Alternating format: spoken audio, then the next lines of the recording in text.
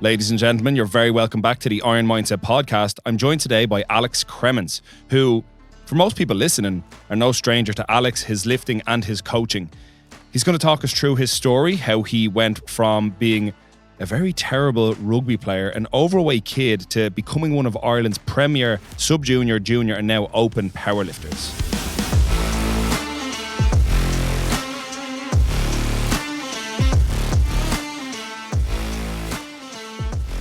We'll start here. Yeah. Alex Cremins on the Iron Mindset podcast. So we've been chatting for about, 20 minutes now? Yeah. But I'm sure most people listening actually do know who you are.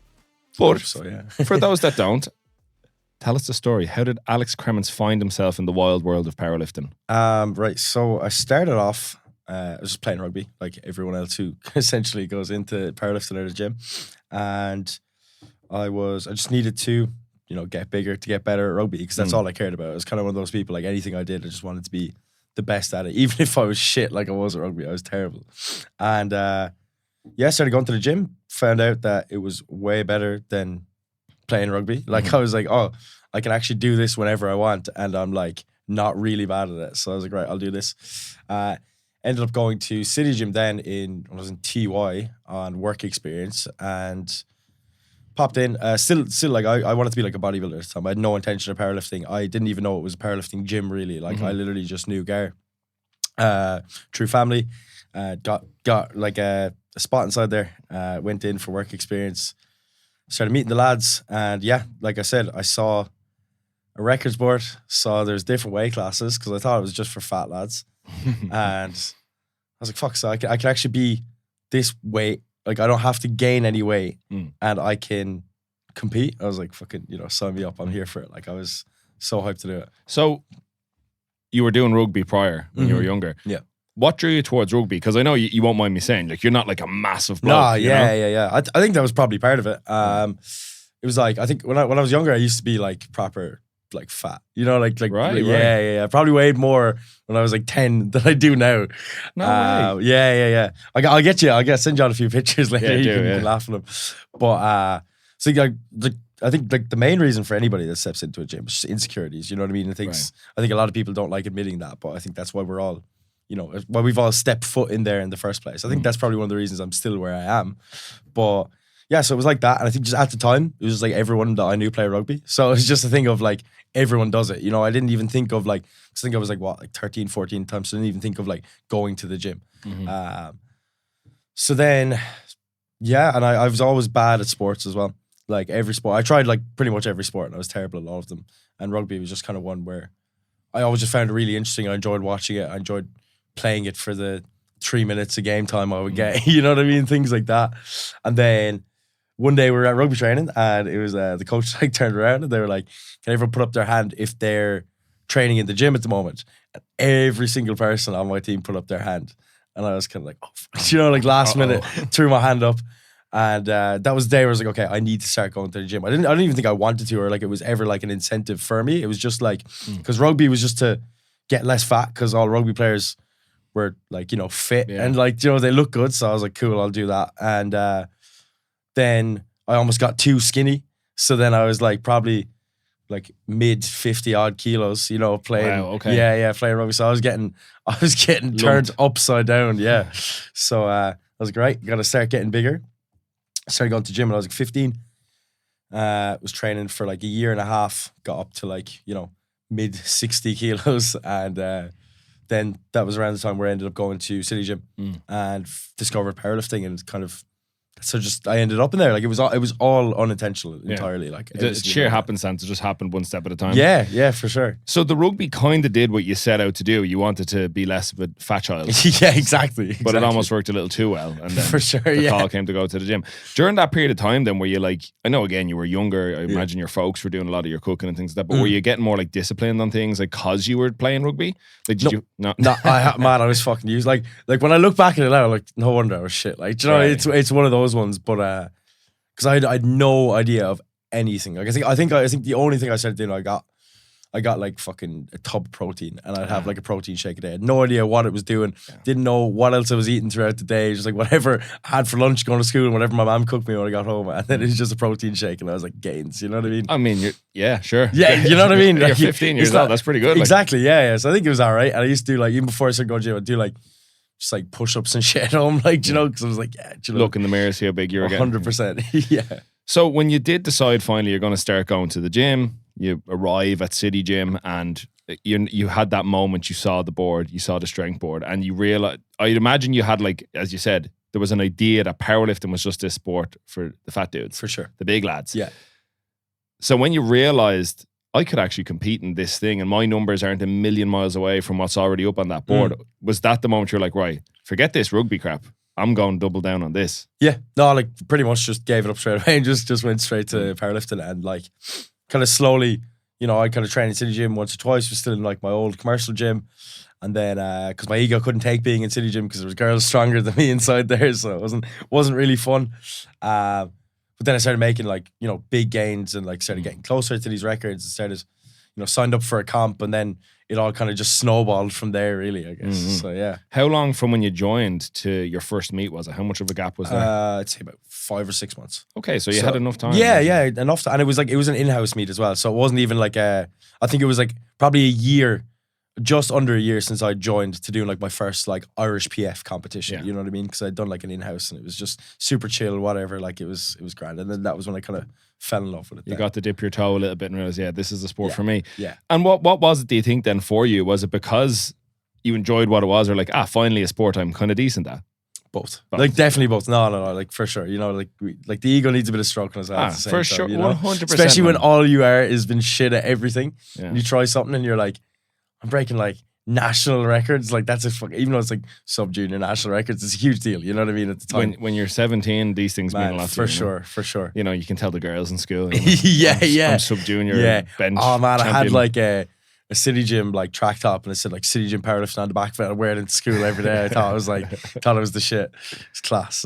Yeah, well, I mean, they do it with football teams, they do it with rugby teams. Exactly. Why not with powerlifting? Yeah, 100%. So, who was around at the time? Like, who were the heavy hitters in City Gym when you were coming up? So when I just joined, there was the people that would still be there, kind of now, would be like Gar Ben, obviously, Arthur Lynch. Like Arthur at the time was like, that was when he was just kind of at his peak as well. Like it was like he was the guy, you know what I mean? He was like one of the first lads pulled 300, like it was all these things, and he still is like incredibly jacked, do you know what I mean, as well? So that was kind of like a big thing for me as well, to be like, look at somebody, I'm like, I could be like that, you know what I mean? Like I don't have to be like these fat guys that I've seen online.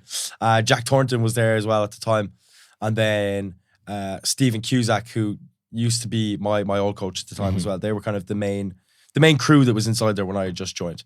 So yeah, that was everyone that was there. I'll actually tell you a really funny story, right? When I was first kind of like peripherally like, ooh, will I try a bit of powerlifting? Arthur Lynch was like the first Irish powerlifter I can remember like having in the back of my mind, because he competed under 93. Yeah, for sure. So I was like, this guy's good. Like I want to be like that. Yeah. And I remember them back when I was working on Flyfit. This is like 2019. I think he had been up in Dublin for the AGM for the Irish PF. I think they held it in the old Abs gym. Yeah. But he came to Flyfit and Swords to train after.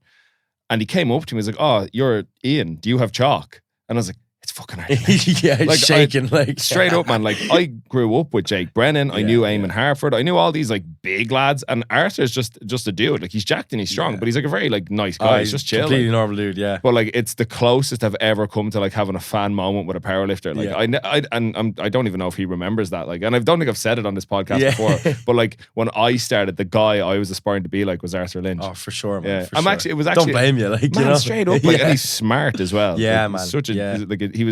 He was on the Odyssey podcast a couple of years ago, and I know he was running his own podcast for a while. Yeah, No Lift. That was huge back in the day as well.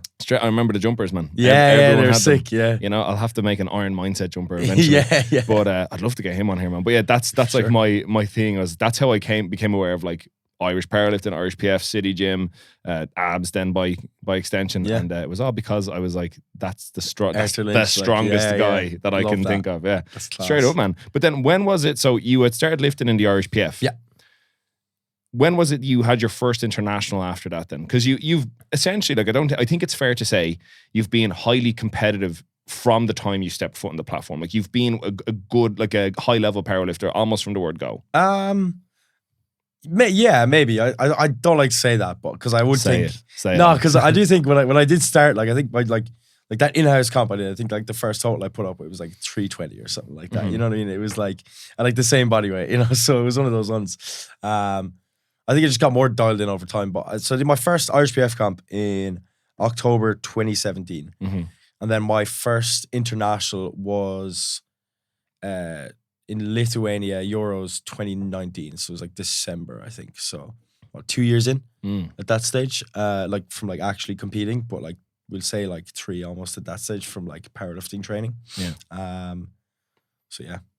And what was that experience like, being selected to go abroad for your country? Oh man, it was cool because I said this on the Odyssey podcast as well, but it was at the time. I used to be like a really like nervous lifter, right? I was like not even nervous. It was just shit. Like I couldn't control my mindset at all. Like I was really, really bad. I'd lose rag. If I missed an attempt, like that was my day done. You know, I was one of those lads that was like throwing his belt on the floor and I wanted to go home because I missed my third attempt squat. You know what I mean? That was just how I was because I was such a perfectionist when I was growing up. Like it just, everything had to be great. Like it had to be exactly how I planned it or else it was shit. So I actually had like hit the standard in 2018 to go to Worlds. I think it was Worlds in Sweden in 2018. I think it was. And I'd actually hit the standard to go there. But Jay Farrington, Steve, my coach at the time, they both decided that even if I'd hit the standard, they both decided I wasn't mentally ready to be sent to a international comp, which I think is, I still to this day, like, I'm really grateful for it because I feel like it would have went too much to my head. And if I went to international with that kind of mindset and something went wrong, it would have been the end of the world and I could have ended up just thrown in the flag and just quitting powerlifting entirely. How did you feel at the time though? I assume you knew you had hit the standard? Yeah, so I found out like 3 or 4 months after Worlds it happened. So I was told about it. I was heartbroken, man, because it was like my dream for like a whole year. You know what I mean? It was like, you know, to people when you're 17 and that's like your dream and it's only for a year, it feels like it's your whole life. You know what I mean? So I was heartbroken. Like that almost made me want to quit powerlifting in itself. Then it kind of, you're at a crossroads where it's like, okay, I can cop on and do what is needed for me, or I can just quit. You know what I mean? So I was like, all right, I'll stick this out and I'll do my absolute best. So then I spent the whole year just trying to compete as much as I could and just get a better frame of mind. And it wasn't until I think it was junior nationals, just like 2 months before that, where I'd won, actually beat Melvin that comp on GL points, and it's the only time I'll ever beat him. But I'll hold, like he said, it's one of his worst losses to this day, and I just love holding it against him. Every time I see him competing, I'm like, I beat that guy before. You know, it's like it's my only flex that I have, right? Yeah, I had him on here last time. Man. Yeah. He's such a legend, gent. man. I love him. He's such a cool guy. Yeah. But like he's such an impressive lifter as well. And I think that's one of the things, because I know you're coaching him at the moment. Yeah. That's it. You've seen him develop both before you were coaching him and then since.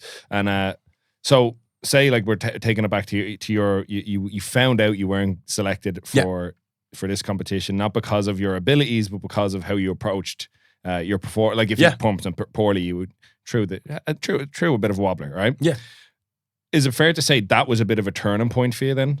Or was there other lifters that like you were like, well, he keeps his head on the day? Because like Melvin's is a pretty chill guy. Yeah. Like, you know what I mean? Just as an example, like was there a specific like light switch moment? Like I need to start acting a bit more like the lifter I want to be, not just on the platform but also off.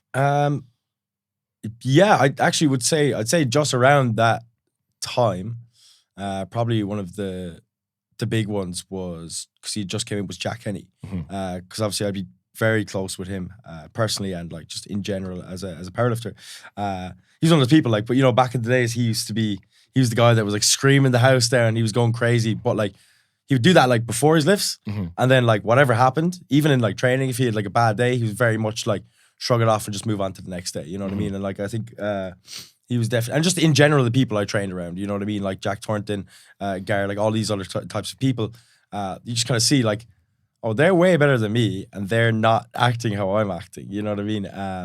Even as good as like you think you are at the time, you know, I think when you're like younger, like I feel like the better you get at powerlifting, the worse you think you are at it. You know what I mean? If that's kind of the best way to explain it. But yeah, for sure. There's definitely a lot of people that kind of, and then just knowing that I was the reason. Like it wasn't because I wasn't strong enough. It was because I wasn't like mentally good enough. I was like, okay, I need to change something here. Else nothing's going to change. Or it's going to be, there's going to be some lad that rocks up and totals 20 kilos less than me, but they sent him because he's more reliable of not throwing a wobbler than I am. You know what I mean? And I think that was the big thing that just really like caught me on and made me, focus. I think that's a good lesson, particularly for a lot of younger lifters to hear, is that it's not just about the weights you can lift, it's how you're representing your country. 100%. You have to represent it. Now, don't get me wrong, it doesn't mean you can't have a good time and have fun. For sure. But at the same time, you like, obviously if you're going to act like a dickhead in the warm-up room or coming off the platform, it's not the best reflection of who Ireland can send. So these are things you need to consider. So when you did finally actually get to go, you got to put on your Era singlet, you got to represent your country, that must have been quite a cathartic experience. And then even at such a young age, getting to travel for a competition must have been huge. Oh man, it's like the first time in my life where I felt like an athlete, you know what I mean? In any sort of sense, like, because, you're cutting as well, you're watching your weight, you're like doing these certain things, you're like, you're getting the kit, like it's all these things. Like, no, I remember the day of my camp and I went in, like, because I'd say I'm still in a sense like a nervous lifter, but not like nervous, but it's like, it's more like excitement, you know what I mean? Especially like, because the last few competitions I've had have been internationals. It's a much bigger deal to me anyway. But that day, that I put on the singlet, I got into the change room, put it on. I just like started crying, man. Like literally, it was probably one of the most emotional experiences I've ever been through. And I sound so cringe to some people probably, but I don't care. Like that's how much it meant to me at the time. That's what it still means to me. You know what I mean? I still kind of, I think it's different now every time I put on the singlet, but it's much more pride. But it's still a super emotional thing, even if you're going out to just compete. You know what I mean? And you're not actually in contention for anything. It's still. It's like I think it's one of the biggest honors ever. Like I completely agree. I think I don't think anyone listening to this will go, geez, that's cringe. You got upset over a singlet. I think the vast majority of people, like, because you have to remember, if we have, let's just say, 800 lifters in the country in the Irish PF, let's just say, it's probably less than 5% maybe of those lifters that get selected to even qualify 100%. To do that. So all those hundreds of other people, like, yes, I would also. Yeah. Like, this would mean a lot to me as well. So it's that, and I think that's a big deal. If you have been selected, regardless to what you do on the day or on the platform, you are basically getting to live out a day that hundreds of other people are dreaming about doing. Yeah. And for better or for worse, for no matter how big or niche or small the sport is or whatever, it means a lot to the people that are in it. So I totally get you with that one. So you had your first international experience, and then since then I've had quite a few more. You've lifted to quite a high standard. When was the time in your life? I know you mentioned there, you said, that's when you're like, oh shit, I'm an athlete. I'm an athlete now. Yeah. When was it you were truly like aware, like, I am good at this? Like, I'm a good powerlifter. Beyond like your first day looking at the strength board and getting the singlet, was there a competition or was there a light switch moment in your training journey so far where you're like, I'm one of the guys? Yeah, I'd say it was that got my first international at Euros, because I got how do I say it? I wouldn't say I was like, I'm good at powerlifting. I was like, I'm good at deadlifting, because I got a silver medal. I remember that, my first international comp. And I was like, okay. And then we went, like, pretty much straight after that, we were in lockdown. So, because it was like December 2019. So then, pretty much a few months after that, we're straight into lockdown. So then I had brought an Alico rack back to my house and trained 6 days a week. Like, nice. It was unbelievable. You know what I mean? I was literally, my body was destroyed, but I was like squatting 3 times a week, deadlifting 3 times a week, benching 6 times a week. I was in bits, but I was loving every second of it. Yeah. You know what else are you going to do? 100%. So I think that was I think those series of events is like kind of, it all kind of lined up. You know what I mean? I was like, okay, I was coming off a high of a big competition, first international comp. I had my Air singlet hung up in front of me when I'm training every day with my little medal, and like, it just something, I don't know what happened, but something just flipped to me where I was like, because before, like, you always, like, I don't think anyone starts off in powerlifting to be like, I want to be the best in the world, or I want to be the best in my weight class or anything like that. We all have aspirations for it, but like, I think it takes time before you actually start believing that, right? And I'm pretty sure that's what happened. It was like something just switched in me where I was like, I want to be the best in the world. You know what I mean? Like, in my weight class, I want to beat everybody. And then I had like 2 years of solid lockdown training put down. And then I got an invite to Worlds in Sweden in 2021. And then I placed 3rd overall. You know what I mean? Like, and then I think it was like, I had that mindset for like 2 years. And then I showed up and I actually proved that to myself. And I was like, yeah, this is actually possible. Like, this is something that I can genuinely, I think like the the fire kind of started in like 2019 when I did my first international, but then I didn't actually fully believe it until I was standing on that podium at an IPF Worlds. You know what I mean? So I think that was the thing. It just made me believe it a lot. It shows you that it's not completely out of reach. 100%. You're not a million miles away from these like heavy hitters, because I know you mentioned on the Odyssey podcast you want to beat Taylor Atwood one day, which I think is huge. Like, because most people, again, you're right. Most people come into the sport, don't get me wrong, they talk about wanting to be competitive, which is something we can talk a little bit about later. But I don't think anyone's like aspiring to be the IPF world champion in the under 66 or whatever. Yeah. Was that your favorite meet? Yeah, looking back, yeah, for sure. I think it goes for everyone though. I think with powerlifting, it's you'll never realize what your favorite comp is until you're probably 6 months away from it. You know what I mean? Like I maybe that could just be me. Like, because I've been so competitive for such a long time and I'm expecting so many like numbers and certain results and stuff. I don't think I've never been truly satisfied with a competition. I can't remember the last time that I've walked away and been like, unreal, that I've done everything that I wanted. Left it all out there. Exactly. And even if I do leave it all out there, it's still like, it's not what I know I was capable of, in that kind of way. Because some days you just show up and you're shit. Yeah. You give 100%, but it's not actually 100% of what you're capable of, you know? Just what you were capable of on that day. On that day, exactly. And that's what powerlifting is, isn't it? I think a lot of people need to realize that. Yeah, for sure. You could have the best peak, the best prep, and still show up and have your worst day, but it's still going to be better than the day you would have had if you didn't do all your training. And vice versa. 100%. You know what I mean? Shit Like peak and have a great day. 100%. I hate those ones. They're kind of good though, because you got no expectations coming into it, you know? What the fuck? Yeah, I love unpredictable. Yeah, I love when I'm at like an international and I'm handling somebody and then they're like, how do you know how to train and prep and peak go and everything? Like, terrible. I'm like, cool. That's actually a good place to be. So like now, if we just do anything, we're having a good day. You know what I mean? As opposed less to expectations on yourself. As opposed to like, I'm going to hit 30 kilo PB on all 3 lifts, and you're just like, oh fuck, you know what I mean? It's nothing worse. Then, so is that the closest you've ever been to having your perfect day though? That 2021 Worlds? No, because I remember I was like still way off. Like I was like, I've been like gym totaling 600 since like 2021. I think I hit like 577 or something like that. So like that's what I think is like, I don't actually. It's not until I reflect back on it that I'm really happy with it. I was proud at the time because I remember I got like a gold deadlift medal at like an IPF Worlds. That was huge. Like I was really happy with that. But I think it was like at the same time, I was like, I think I was like 2 or 5 kilos behind second place. And like that's in my head as well. You're like, oh, I know I had that 5 kilos in me somewhere. Because I think that's actually why I missed my like third squat for like depth. So I squatted it. So that would have been like those 5 kilos there. And like all those sorts of things that like, 100%, I'm about to explode. But it wasn't until I looked back, probably like 6 or 7 months later, that I was like, oh, that is like, one of the, like, I'd be stupid to not be proud of myself for what I did that day. You know what I mean? I think that's the big thing. I think that's a big thing as well, whereas like, we all get so caught up in numbers, but when you're like, competing internationally, it doesn't like if I am capable of totaling 800, but I need to total 720 to win, I'm totaling 720. Like, do you know what I mean? Like, I think that's the thing. Like, a lot of people get in their heads. You see some people and they like win. Like, a lot of Americans. Like, I don't need to be calling them out, but like all these lads, and they've got like it's great to have high standards, right? But they've got these like ridiculously high standards. Like, they end up winning worlds, beating everyone by 50 kilos, and they're like, let my whole family down, and like, you know, and like they're like talking shit about themselves, and like, oh, I had an extra like 20 kilos there, and like, you know, it's just like, shut up. Like, it's like, did you come to win or did you come to total X amount of weight? Like, it's like, what's the actual goal here?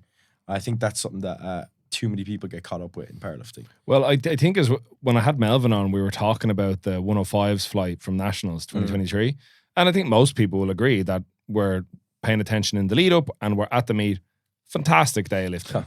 Yeah, class. Unbelievable. Yeah. And the fact that it came down to 1 kilo between them? Like, I think it was 2 on the button between all 3 of them. Yeah. That's crazy. Insane. Like, so it really didn't matter how much somebody won by or whether or not they had their best day or their worst day. What matters is it was a show and whoever won. It doesn't matter by how much. It's like, if you look at it, it's like even like that, that's a great example of that comp.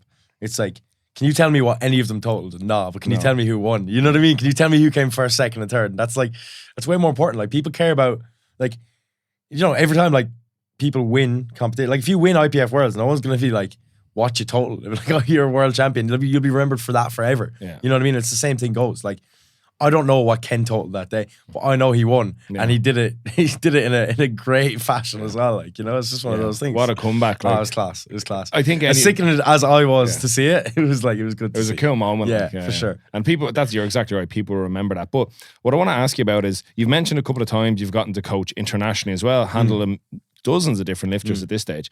What was that journey though to get into powerlifting coaching? Because I know you did it through City Gym. I know you did like a bit of an internship there.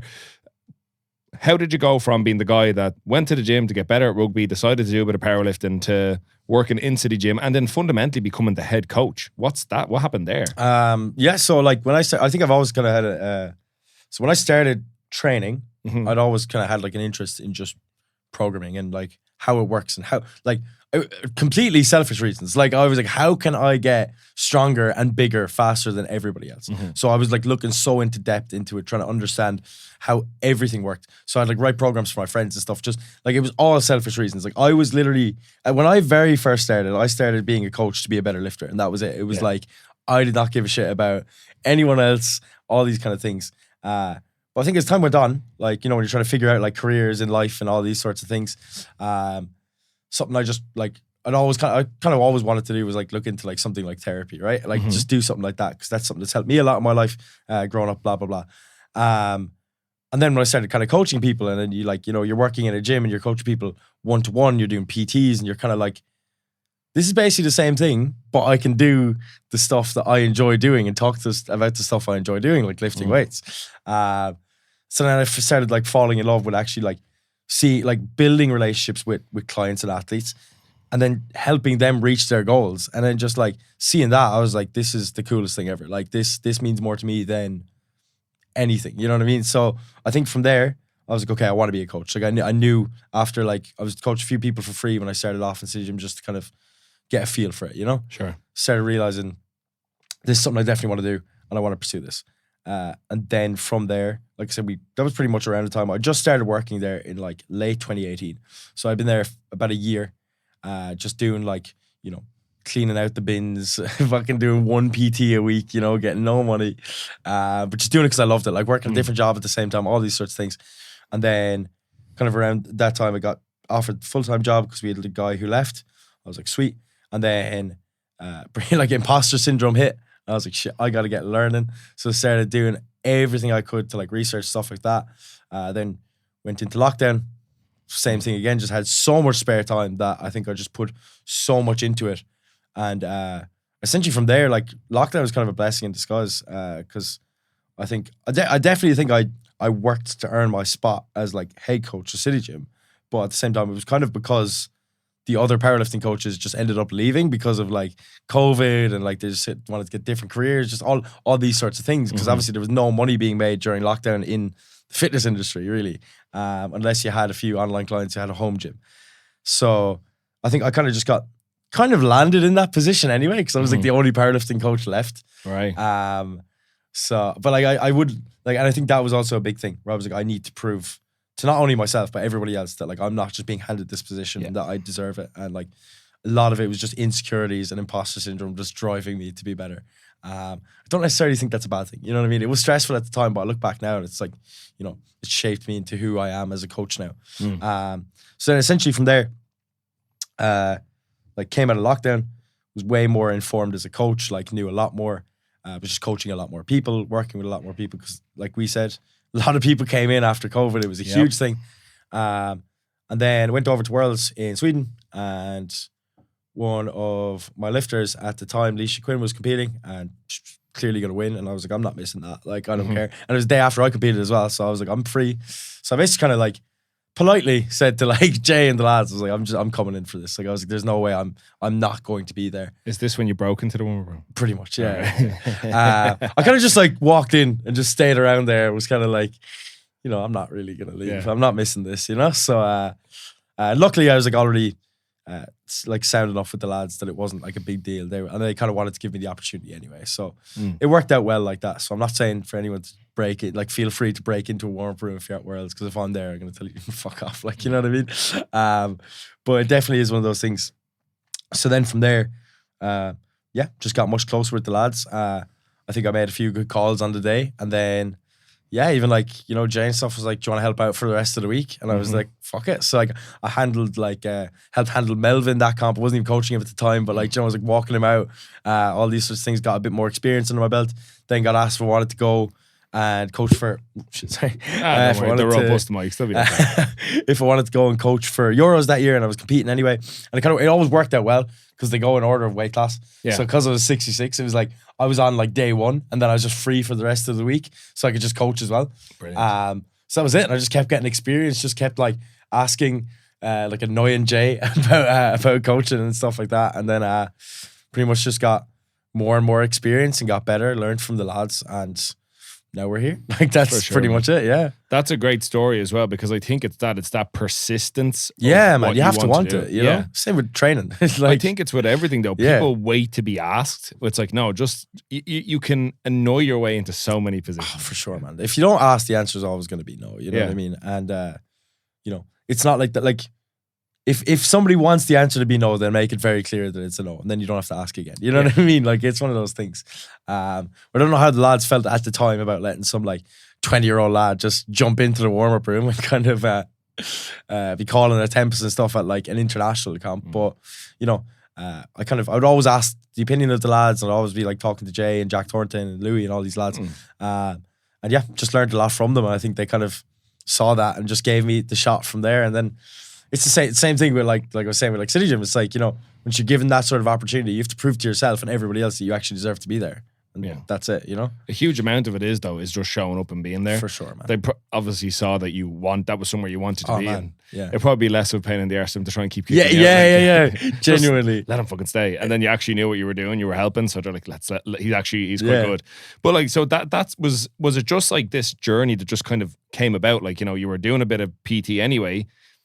As you said, COVID kind of presented this golden opportunity where a lot of the veteran coaches left. So there was this gap created. And this is what I would say, like when these things happen, when there's like a vacuum in positions, always take advantage. Just go for it. Yeah. Straight for up. Sure. Because you can, like you said, you set out to prove yourself then that you're worthy of the spot. Yeah, you can do that after you've got it. Yeah, exactly. Just get yourself in there. Yeah. And I think because if you don't, you'll never like, if somebody gave me the opportunity, it was like, you have to prove it before you can get to this position. Probably wouldn't have tried it as hard. No. But it was the fact that I was there and there was like this pressure to be on. Like, and it just made me be better. You know what I mean? Like, I don't ever think pressure is a bad thing. Like, you know? Absolutely. So. I talked to Ben Harrison of Chaos Gym about this recently, where people will talk about having pressure put on them. And he was telling me a story about like his parents are both very sporty. And he's like, no, they weren't putting pressure on me.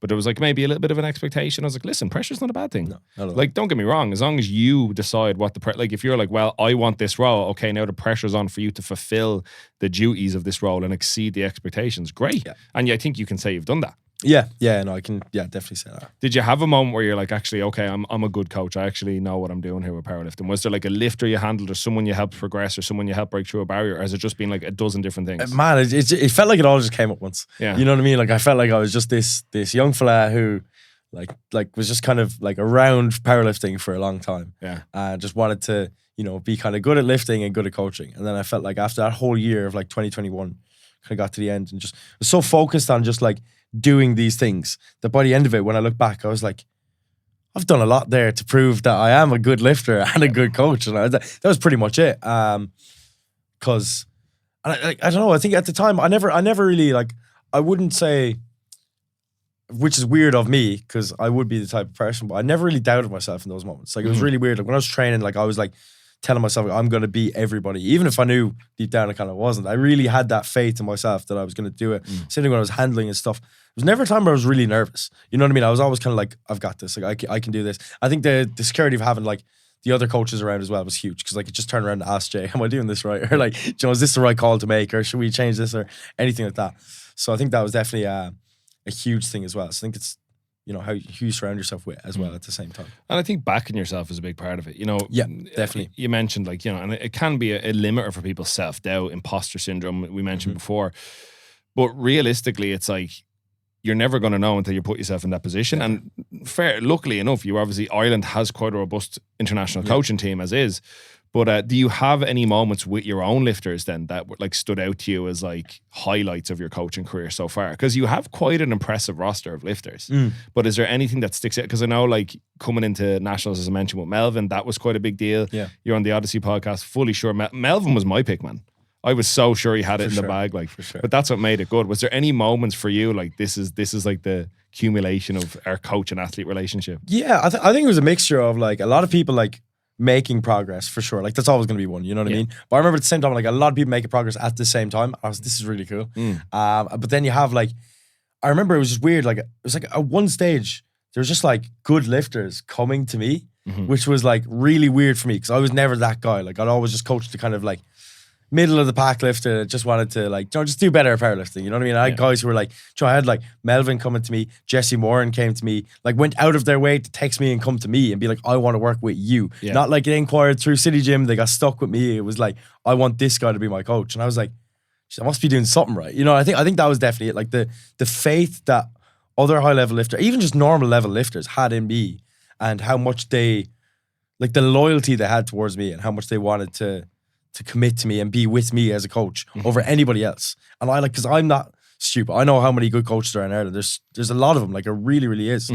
And the fact these people are like going out of their way to want to be with me over everybody else, I was like, this is class. You know what I mean? I was like, okay, I've got, and then, you know, then the imposter syndrome kicks in again, then you got to start working harder and then you put in more effort and then the results speak for themselves after that. Oh, 100%. Like, I mean, there's two moments I suppose I can remember from your lifters. You were coaching Katrina Connolly at Junior Nationals. Yeah. Oh, it's still the most nerve-wracking experience of my life. That was like that's class. The stress of that, like, but incredible moment. Like, she was like, she had missed her first two, right? Yeah, she was very close to bombing. Yeah, but she got it. Yeah, she got it. Yeah, it was wild. I think it was like, so yeah, that was a mad one. If you don't mind, I'll talk about it if you don't mind. But it was like, so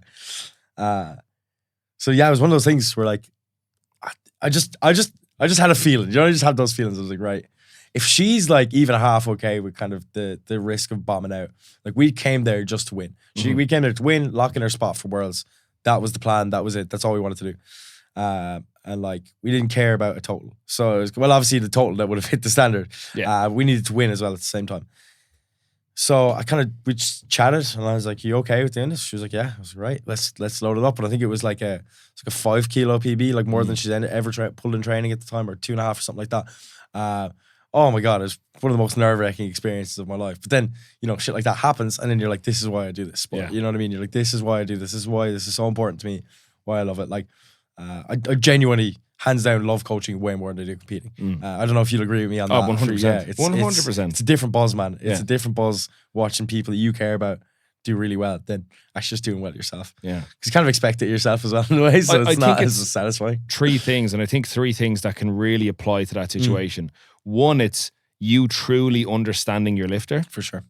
You truly knowing the right call to make, and then the incredible amount of trust between that you have on both ends. The trust for her to not even question that, to just say, you tell me what I'm gonna do, I'm gonna do it, and for it to come together in such a great way, and being willing to accept the risk as well, I think is huge. It's a huge thing. Like I think it speaks volumes for Katrina as a lifter, and it speaks volumes for you as a coach, and that was like, that sticks out to me as like, there's a couple of moments from that competition I remember, but that sticks out the most. And then the other big one then was Jesse's performance at Abs Pro. Yeah, like I know he probably didn't get what he wanted, but I think that's one of the most competitive versions of him. Is this the most recent one? The one in 2022. He didn't lift that this year's one. The one he did last, let's say. Yeah. So not the clash where he was on the deadlift bar. Yeah, the one where he won. It was the one where he beat Jake, was it? Is that the one that's a couple of years back. Okay, sorry. He came, I think he came third, but it was a really, really competitive version of him. He was that, like, basically everyone had written him off beforehand saying he was going to drop all his deadlifts.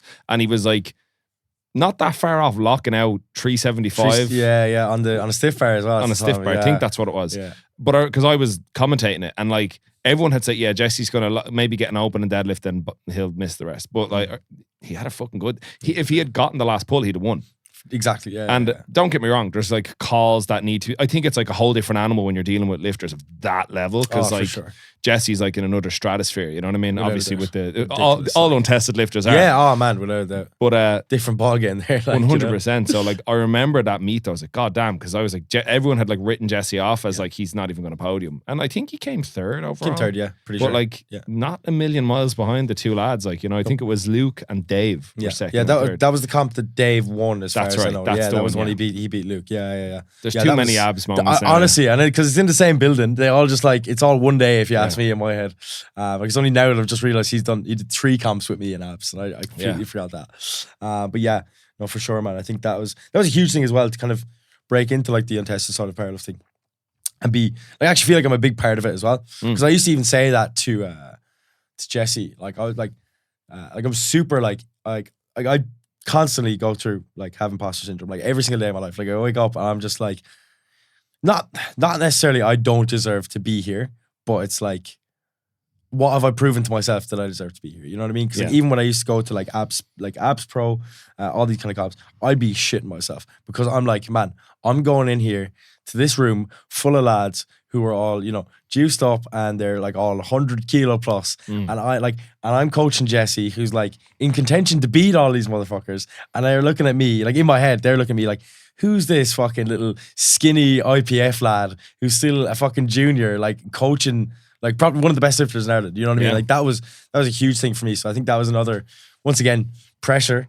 to kind of make me, you know, step up and be like, I'm going to prove to everybody that I'm not just some, you know, some guy who, you know, does PTs and coaches the odd person here. Like, I want to show everyone that I'm way better, you know? Yeah. And I think you did.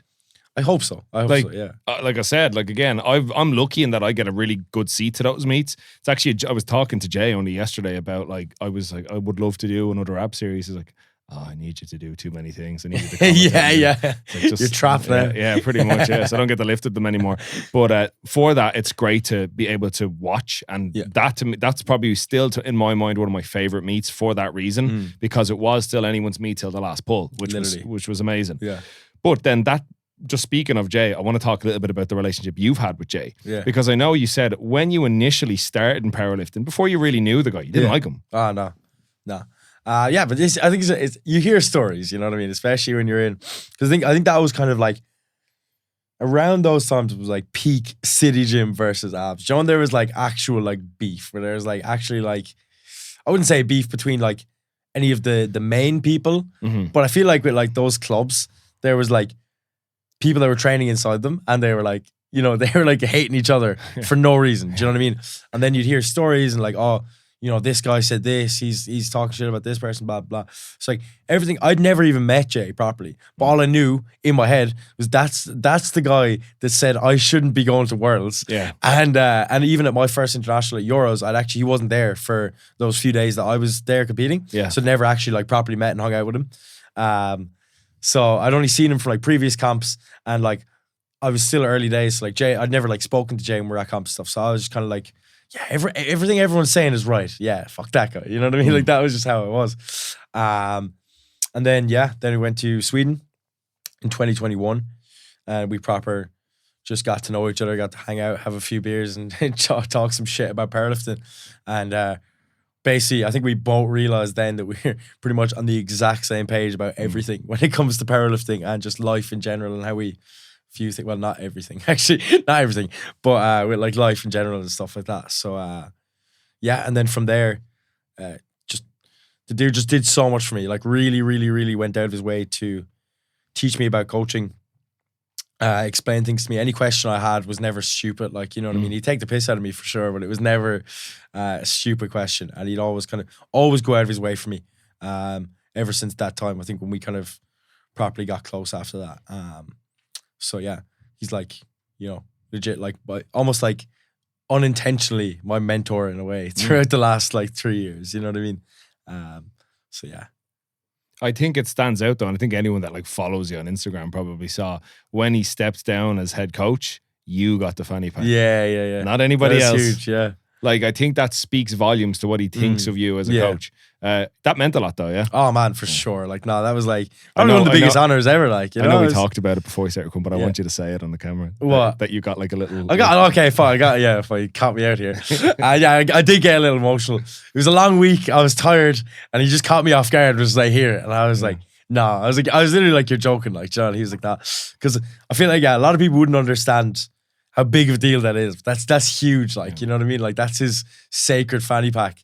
I have it up home, bringing it with me now for Euros on Monday, so that'll be good crack. But no, it was huge deal. Like, I did genuinely get a bit emotional about it. I wasn't crying now, but I was like, I was like, voice gone hoarse and everything. I was like, thanks, Jay. But yeah, it was class. It was a huge honor. Still is. Like, it means a lot to me. It really does. Well, I think it's, for people that don't actually really know the history of the Irish PF, it only really in its current form has existed since 2015. And one of the key players in it was obviously Jay Farrant. There was a couple of other names as well, Rob Burke, Sean Ryan. But Jay has been consistently Ireland's head coach for the entire time, and has been there, has put like a lot of money and time and resources into the Irish PF, and just recently has basically withdrawn himself from the Irish PF. Like, again, for whatever reason, we don't need to get into the whole bureaucracy of it, but like, I'm sure that's probably for someone who, as your relationship has evolved, you've become like, not just like fellow coaches, as you mentioned, like a kind of a pseudo mentor. He said he sees you as a younger version of himself. Don't know how to feel about that. Like, but you know, somebody who's kind of been a presence in your entire powerlifting career, both as like an enemy, a frenemy, and now a good friend. Like, how did you feel when you saw the news that he was stepping down, or you heard the news? No, I was kind of sickened. Like, I was really sickened because, like, you know, he's like, you know, he's the dude. Like, there's like, we all hang out together when we're at internationals. Like, even this one coming for Euros, the first few days I'm out there, I'm gonna be on my own. I don't know what I'm gonna do with myself. You know what I mean? Like, who am I gonna go and blow a load of money on steaks with? Like, you know, it's one of those things. But it was really sickening because like you know yourself, like every comp, like Jay, he really does.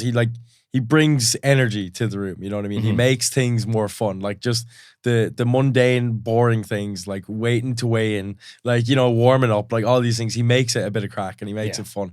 I think that's going to be a big thing as well. You know, and he's just a great guy to have around. He really, really is. Like, I hate giving him this many compliments, but it's true. You know, it really is. Listen, he's a contentious figure, and I think most people can probably relate to your story that you only had heard things, had heard about him, or he said, she said. Everyone that doesn't like him doesn't know him. That's 100%, what I think. You know what I mean? I think anyone that's had a chance to actually sit down and pick his brain and get him when he's in a bit of a sociable mood, usually when he's appointed he's fucking great. That's class, man, Like, don't get me wrong, there's days I've walked into Abs and he'd be sitting in the corner with the hood up and he'll be on the phone or on his laptop, and I'm like, all right, and he's like, all right. And then there's other days he'll just come and like burn the air off me and like tell me all these great grand plans he has. And I will give him this, he's one of the few people I've ever met that will tell you a plan and you'll see that plan come to fruition. Man, for sure. And in like a short space of time as well. Yeah. He's not like, I'm going to do this and then 2 years later something happens. He's like, I'm going to do this. 2 months later, it's happening. Like, you know, and you're like, fair play to you. I think though one thing he will say for you then, as you mentioned, there's been times you've come to him with questions about coaching or handling or whatever. Like, that's a big deal because there's so many people that get into it and they're like, I'm fine. You know, I'll figure it out myself. Yeah. Like, so it's something we've touched off a little bit. Like, you've evolved a long way now as a coach, from going to getting involved just to kind of learn more for your own lifting to now handling some of Ireland's biggest lifters in the IPF. What are some lessons you've learned along the way as a coach? I know developing and understanding your relationship with the lifter is a huge deal, but if I was a new coach, if there's somebody listening who's an aspiring powerlifting coach, what would your advice to them be? Do you mean like coaching in general, like actually, like, think about, like, I'm sure you know yourself, on Instagram now, every other week somebody is, I'm now taking on powerlifting clients, right? So go down a rabbit hole with that if you want. Go on. Yeah, let's do it, because this is what I mean. It's like, I want to know, like, right, firstly, we're never going to be able to stop this happening. But what would you say to that person? Look, if you're going to persist with this, here's the advice. I actually know what you're talking about. Like, I think it's like, you know, like we were saying earlier, it's like, you know, the more you think you know, the less you actually know, right? Yeah. Like, that's, you know, rule number one. But I think that's the thing where a lot of people get caught into it, where it's like, you see so many people, man, that haven't even competed yet, and they're taking on powerlifting clients. Yeah. And I'm like, what do you do? What are you going to do when they show up and they need a handler at a comp?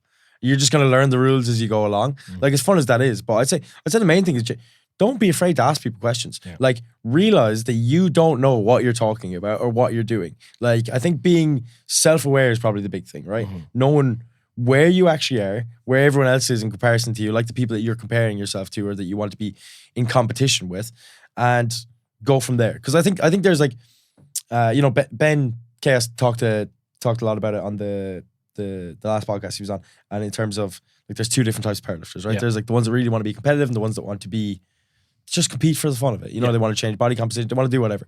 I think there should be two different types of coaches as well, and that's genuinely how I look at it. Where it's like, if you want to be a coach and you want to take on Gen Pop, or you want to take on very, very like beginners and bring them to like an intermediate level in powerlifting, go for it. But like, know that that's what your niche is and that's what you want to do. Don't be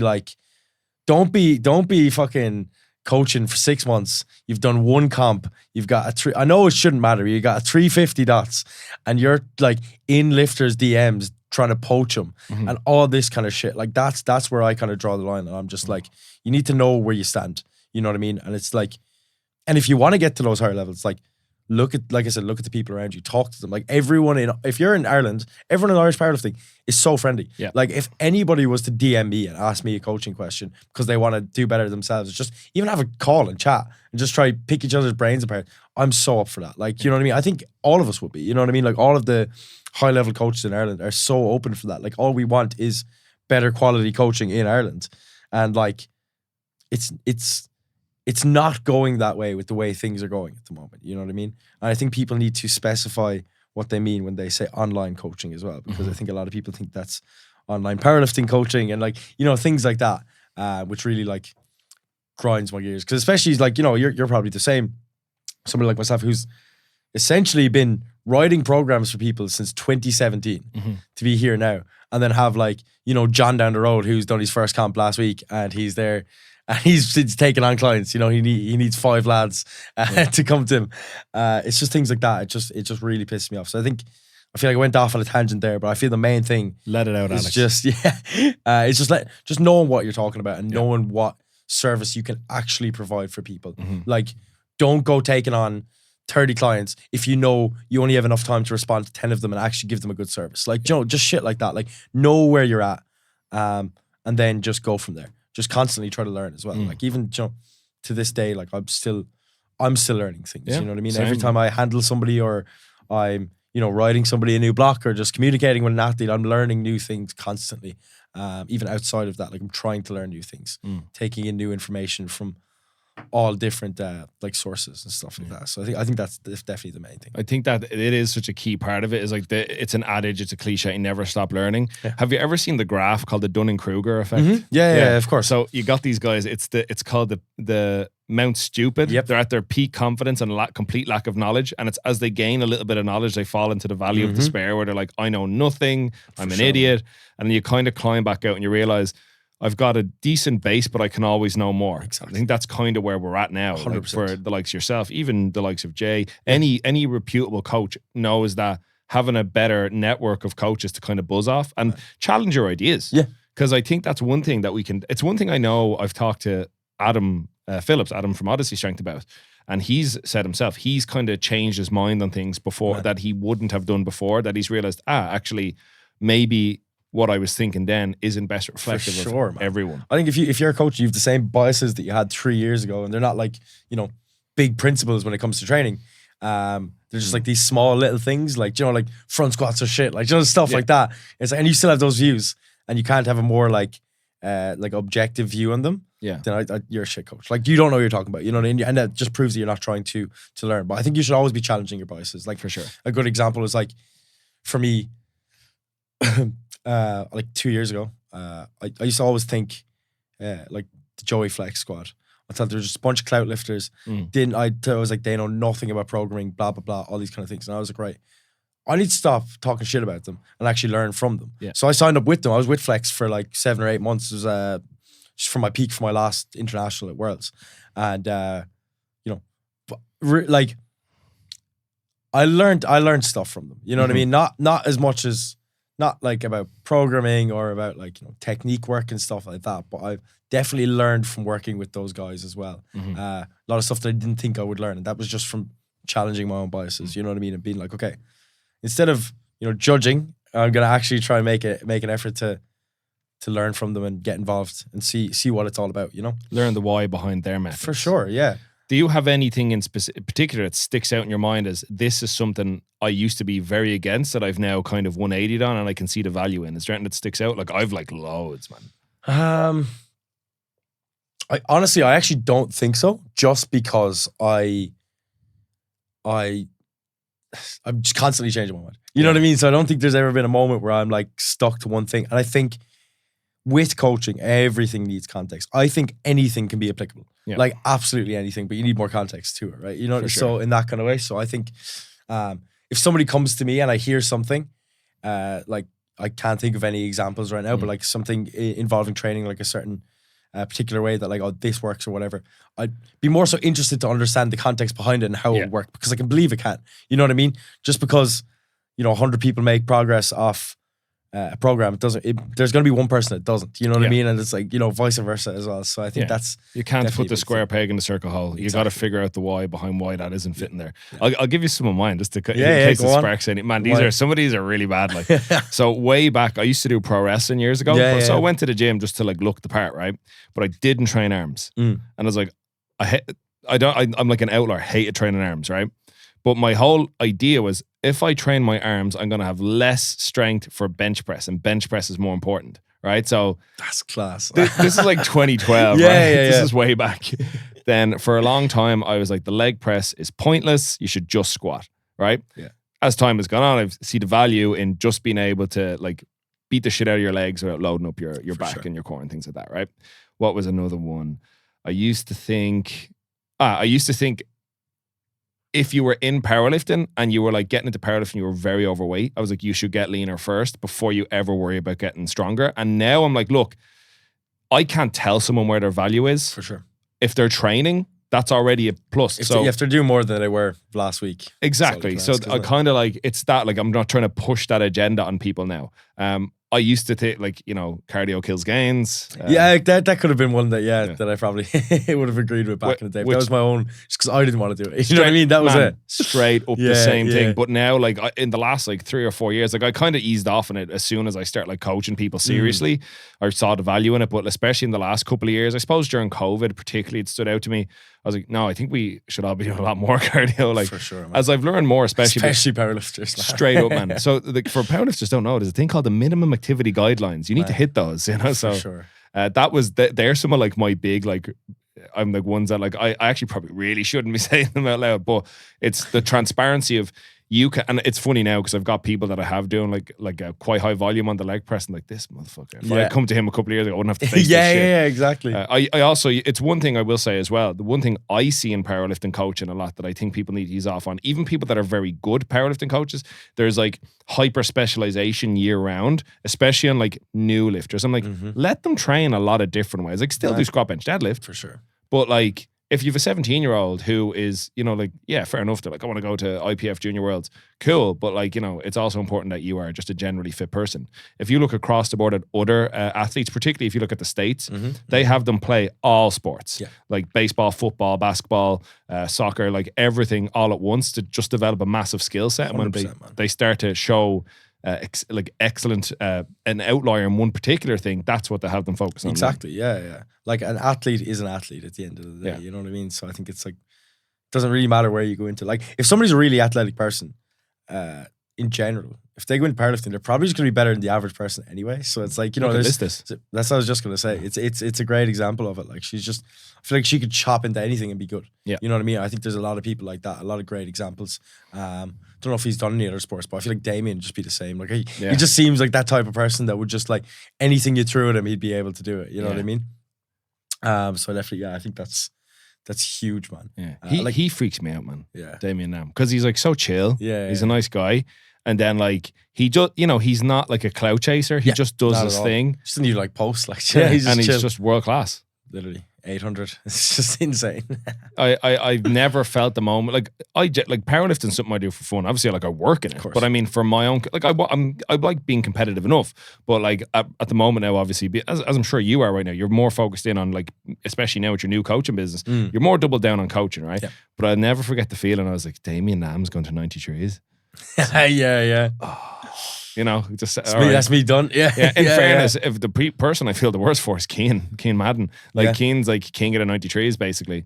And now he's going to contend with Damien. Like, so that's going to be an interesting couple of battles in the years to come. For sure. But speaking of then, we've talked a lot about your coaching journey. You have started a new coaching business. Yeah. So for those that don't know, you're moving country. Yes.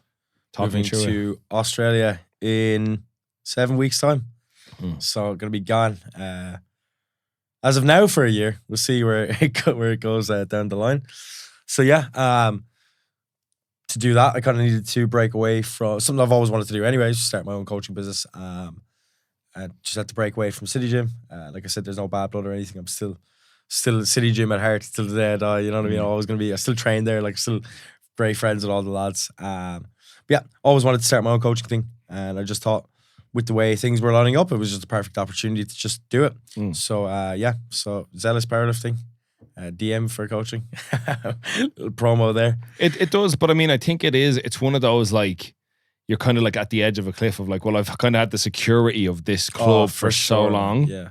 And now I have to go out and try and figure all this out myself. Everything from your advertising to following up on leads to like even just like social media awareness it's generation. Tough, man. It's tough. Yeah. Take it for granted, like, you know what I mean? Like, I have so much more respect for all the other, not that I didn't, but so much more respect for all the other clubs in Ireland because I'm like seeing what they're doing, and I'm just like, oh my god, like this is work, like, you know what I mean? You know yourself as well, even just like from like your own side of coaching and stuff. It's like, you know, to get and retain clients, it's a lot of effort. Like it really is, and it can be. But it's exciting. It's the same thing. It's like I just know, from my own past experiences in life, I just know when I put myself in a position where I'm not, I wouldn't say like uncomfortable, but not necessarily comfortable. It just puts pressure on me to do better and to make things better. So it's the same thing where it's like, you know, same thing with like becoming like head coach, becoming like having my own business. I'm like, I need to prove to myself and everybody around me that I'm good enough to be able to do these things. I haven't just been like handed this opportunity, because that was even a big thing with like head coach as well. Because I'm so close to Jay, I don't want people thinking that he's just giving it to me because we're mates. You know, in that kind of sense. Like I'm like, I'll show everybody, you know, that I deserve this. You know, so I think goes both ways. And what was the decision to move to Oz? Is it just an adventure, just to see what the rest of the world is like? Yeah, for sure, man. I think it's just always somewhere that's always just appealed to me. And like I was saying to you earlier, like I've been planning to go for like the last 5 years now, and then literally powerlifting just keeps getting in my way, keeps stopping me. Whether that's my own powerlifting or like coaching, like even the big, like, you know, even like big things. Like I've almost put it off. Like I was kind of meant to go in the summer. I kind of kept putting it off, almost put it off till next year, just to like be around competitions for like the end of the year and stuff, to be there for my lifters. Like that's how much like powerlifting means to me as well. But it wasn't feasible enough to be able to just like try and move everything around that you've got planned through. So yeah, mainly just adventure, and just enjoy life for a bit, because I literally came straight out of school essentially to being like a full-time coach. Yeah. So I've never just had that time to kind of just not worry about all those things. And I could, like, I'll still be coaching online and stuff, but I just enjoy life for like a bit. You know what I mean? A few months, and then if I like it over there, stay there.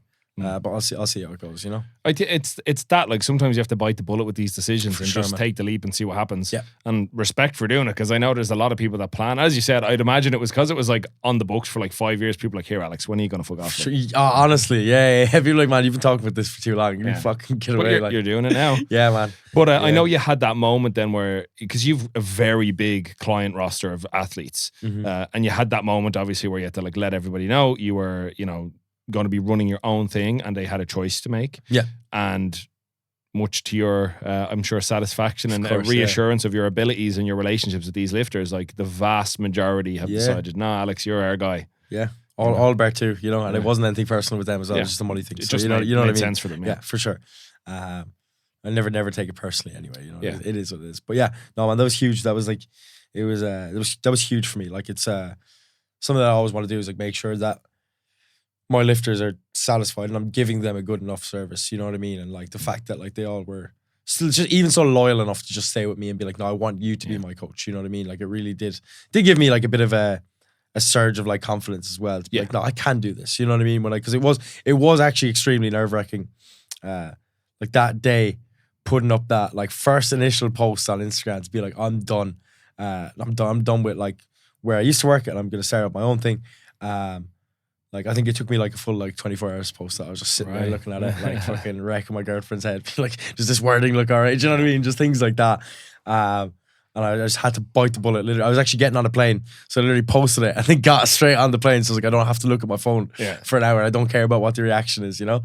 But it was really, really nerve-wracking. So it was great to see that, you know, so many people had like faith in me as a coach and as a person, and it was just it means so much, man. There's nothing. Like I really can't stress how much I care about powerlifting. Like it is huge to me. It's pretty much everything to me, which is kind of sad in a way, but it's all right. Like, you know what I mean? It's got me here so far, so I can't complain, you know? Yeah, well, like you said yourself, if it wasn't for powerlifting, you would have been that guy down the pub 5 nights a week. Sure, man, for sure. If not more. Like, you know, if not more. I definitely could see myself picking up any other kind of sport or anything like that. So yeah, definitely. I'm very grateful for it and everything I've received from it. Like all my best friends are involved in powerlifting, you know? And that's, I think it's like the thing people don't get when they're signing up. It's more than just, sure, you squat, bench and deadlift. The social aspect of it's huge. Most adults, this is like a huge thing. Most adults have that, I think we find in powerlifting, like yourself, probably tried a field sport that most people fall out of in their 20s anyway, and then just start getting out of shape and try and retain it in their 30s, try and get back in shape. But like powerlifting is like not just people that fell out of sport and now here's a nice, easy, low maintenance sport you can take part in or you can go hard on if you want to. But it's also for so many people their first sport. Because without doubt, man. People either don't have the coordination, the skill. It's something they can work on. Because realistically, let's be honest, the barrier to participation, powerlifting is very low, and I think that's the best thing about it. That's what it should be. You know what I mean? I genuinely think that anybody can be really good at powerlifting. Like, like you know, you're not winning IPF Worlds. You're going to Sheffield or anything like that. But I think a lot of people would be surprised in how much, if they just worked and did the right things properly with the right people around them, could actually be, you know, some of the best in the country. You know what I mean? Like, and I know, like Ireland's standard is just going up and up and up. So it's going to be harder as time goes on. But I really can't stress that enough. And even if you've come from no sporting background or anything like that, like even though I came from rugby, I was so bad. Like I might as well have not played a sport before I started. Right. Do you know, in that kind of way? Like it was one of those things. I was only doing it for like 2 or 3 years as well before I came into powerlifting. So I think it is one of those things where it doesn't matter who you are. Like you can genuinely hop into it and find that love for it and just be really good at it. Like it's same as anything though. You know what I mean? If you put your mind to it, you can just do it, you know? I do think obviously genetics and everything like that has a huge part to play in like the top 1% of people, but I genuinely think if anyone comes to me for coaching and they tell me that their like goal is to get into an Irish singlet, I'll always be like realistic about it. But I genuinely, if somebody can prove to me that they can put in the work and actually do everything that's asked of them to be able to get there, I genuinely think anyone can do it. Honestly. So we've seen people with like bad genetics. And they like, I wouldn't consider myself to have like good genetics, you know what I mean? Like somebody like that I just worked for a very long time. And like, I even say that with people as well.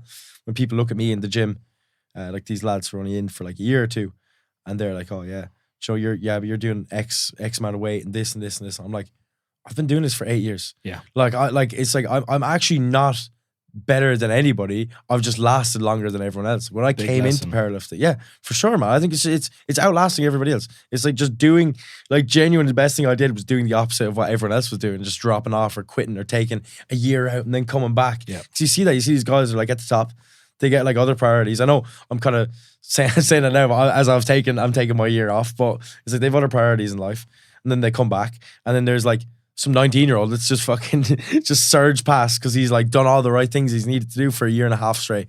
And it's just how it works. I think it's just outlasting everybody else, and just like I think I'm probably one of the only people still remaining in the RSPF that's competed sub-junior to open. Like, do you know what I mean? Like that's one of the main reasons that I'm better than most other people. It's not because he's got good genetics or like this and that. Like I train really fucking hard and I do it for a long time, and that's it. There's no You know, there's no sugarcoating it. Like, that's just how it works. I think the genetics thing is like a little bit of a cop out for people though. 100%, man. 100%. It's one of the things I hate the most.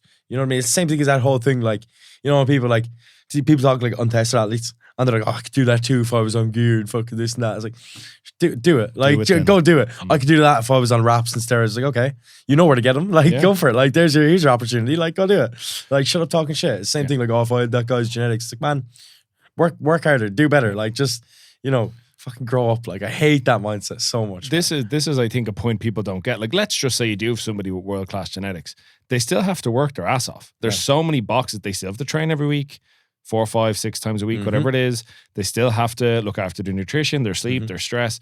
They're still paying for coaching. They're still doing every set, every rep to the best of their ability. And they're still going through all the same steps as somebody with the worst genetics. For sure. And even at that, because genetic, it's just this intangible word. What does it mean? How much of a percentage difference is it? Is it 5%? Like, nobody even knows. People just base it off like, he's got shoulder veins. You know what I mean? He's like, genetics, you know? He's like, he looks like aesthetic. It's like, that's nothing to do with how much he's able to lift though, does it? Like, you know what I mean? I think people get like caught up in that because it's so much like, that's like how it is in like the bodybuilding world. Because like that's where it's all about, is being aesthetic and looking a certain way. And then people see people like that in powerlifting and they're like, oh, he's got good genetics. I'm like, for bodybuilding. Yeah. Like, but he's not doing that. Like, this dude's got the longest femurs in the entire planet and he's trying to deadlift, like, and squat. It takes about a half hour to get into the hole in a squat. Like, do you know, well, it's one of those I'll things. give you 2 very interesting examples. I had another guest on a couple of weeks back. His name was Killian O'Connor. He's on Instagram as Dysfunctional Patterns. Okay. He did a little bit of powerlifting back in the day, but he's just your average strength coach. He makes funny S&C memes. But we were talking about PEDs and we were talking about their effect on muscle versus strength. And obviously in bodybuilding, like, it's like night and day. They actually did a test where if you give people a dose of testosterone and they don't train, they gain more muscle than people who don't have testosterone and do train, which is like heartbreaking, but it is what it is. But in strength training, the gains are very modest. Like, there's this expression that the people that are like the best untested would still be some of the best even if they were on the tested side. I always make that claim as well. It's so true. Like, I don't think the difference in total would be like 200 kilos. It might be relatively substantial, but I think it's going to be more modest than people suspect it is. And like that, I think it's that other piece of it that in reality, it's the people that are doing the best aren't the people that are just naturally gifted. They're people who stuck it out long enough to get good or stuck out past the people that were good, that they fell off and you stayed in longer and surpassed them. 100%. I'm sure you probably, there's probably names you remember that were like heavy hitters in the day that aren't around anymore. When I came to powerlifting, like, I wasn't even top 5 66s in the country. Like, John, I think like that's a big thing. Like, even the lads said that to me on like the Odyssey podcast. They're like, oh yeah, do you know, like, you're in this weight class where there's like no one against you. I'm like, I've only been good in Ireland like 2 years. Like, it was like, man, I've been chasing guys this whole time, but then like some of them have just dropped off or just outpassed some of them. Like, that's part of it. But like, for sure, man. Like, John, when I remember when I came into City Gym and there was a records board, like, I was chasing a name on the board. You know what I mean? It wasn't just one of these things. And then they don't powerlift anymore. And if they did, still, they'd be better than me. You know, like, that's it. It's simple as. You know, things get in the way, life gets in the way and stuff. And so that could have skewed numbers and stuff like that over time. But like, they were so much further ahead of me at the time. It was, I don't know if you know Dylan Potter. Do you know him at the time? He's like, the name, yeah. Huge. I think he went to, like, he could bench like 140 at 66. Like, it was insane. It was insane. And he was like exact same age as me. Like, he was still a sub-junior at the time. I think he's like sub-junior, like 59 bench record is still there and it's like 120 or something like that. It's insane. And like, he was just so much better than me forever. Like, I actually never got a chance to actually compete against him and beat him. Like, he just dropped off before I had like progressed on. And it was such a sickener. But like, you know, things like that, I think people never realize that. It's like outlasting and then just working hard. Like, I think that's a big thing, like we say as well, is like you're saying with people who are untested and they're really, really strong. Like, they're still ticking every single box they possibly can. And it's like, I think a lot of people, it's always the people that give out about other people's progress and like, oh, this person's got this, or their genetics, or they're lifting like shit, or blah, blah, blah. It's always those people that are the ones that need to turn around and stop pointing the finger at other people and start doing it themselves. And they need to realize that there's so many things that you're not doing right. Because if they were, like, you wouldn't be saying all these things. Like, you know that whole saying of like, you're never gonna hear someone that's doing better than you talking shit about you. Yeah. Hate only ever comes from below. 100%. I'll tell you an interesting one. So I actually, not that long ago, had somebody in my DMs. I'm not going to name and shame, but they were insisting. Tell me afterwards. I will, yeah. They were insisting that there was lifters in the Irish PF that were doping, right? Man, so many people are like this. And I think it's this, right? Because we can obviously say they're doing work, you're not. But I think it falls into the realm of, have you ever heard of the 4 knowns, right? So you have your known knowns. You have the things you know. Yeah. Then you have your known unknowns, the things you don't really know a lot about. Then you have your unknown knowns, things you know that you're not even aware of. Mm-hmm. And then you have your unknown unknowns. Yeah. So things you don't know and you're not even aware you don't know. For sure. I would say so many people that feel like their progress is staggered or other people are making way better progress than them are firmly in this realm. They're like, well, I don't understand why they're doing better. It's like, maybe it's something you're not even aware of. You should be worried about. 100%. Like it could be, like in this particular case, the person that was insisting on it, they sent me back a message being basically, they're like, sorry about that, I was out on the piss. I'm like, maybe part of it is you go on the, no, I don't know. I don't know the person's life. Sure. Maybe they go on the piss the whole time. You know what I mean? Mm-hmm. Maybe they're not sleeping well. Maybe their diet's all over the place. Mm-hmm. And if you're somebody that's in powerlifting, these are actually part of the puzzle. Maybe not as important as they are in, say, bodybuilding. But like, especially in a weight class-based sport like we do in the RSPF, these are all factors that I don't think people take into account. Sure, man. But I want to actually ask you a question on that then. Because we have, as we talked about, we have a huge insurgence of new lifters now. Mm-hmm. And you even know yourself, you probably are coaching a whole load of them. So, and yet we were talking before, and it's so different now because with all the younger people coming in, they're all coming in with their sleeves and their belts and their singlets already. What advice would you give to those new lifters that are like very passionate about powerlifting, but they're only in it like 6 months to a year and they've already bought all this kit? If you were talking to them now as somebody who's been in the sport as long as you have and has come through sub-junior, junior into the open, what advice would you give them? Just be patient. That's the main thing. Like, be patient. Like, there's nothing I hate more than you see it so much more often.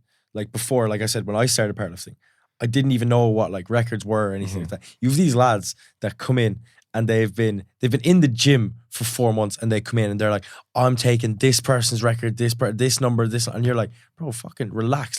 Let's do a comp and enjoy and see if we actually like it first. Yeah. Like that's the one thing I've noticed the most is with these newer lifters is they're coming for heads straight away because they're watching too much TikTok, they're watching too much Russ Swole, and they're coming in, they're like, I'm the champ, I'm beating everyone, and they don't even know the rules of powerlifting. And you're just sitting there and you're like, what are you talking about? Like, just grow, like, learn to love the sport for what it actually is. Like, if you're competing just to win, this is like the worst sport to compete to just win. Yeah. Because you get nothing. Do you know what I mean? You're not going to make it to Sheffield and you're not going to be making your 50 grand or whatever. Like, you're better off going to a different sport and trying to win where you actually might even in like amateur, you might actually make a bit of money out of it. Like, you know what I mean?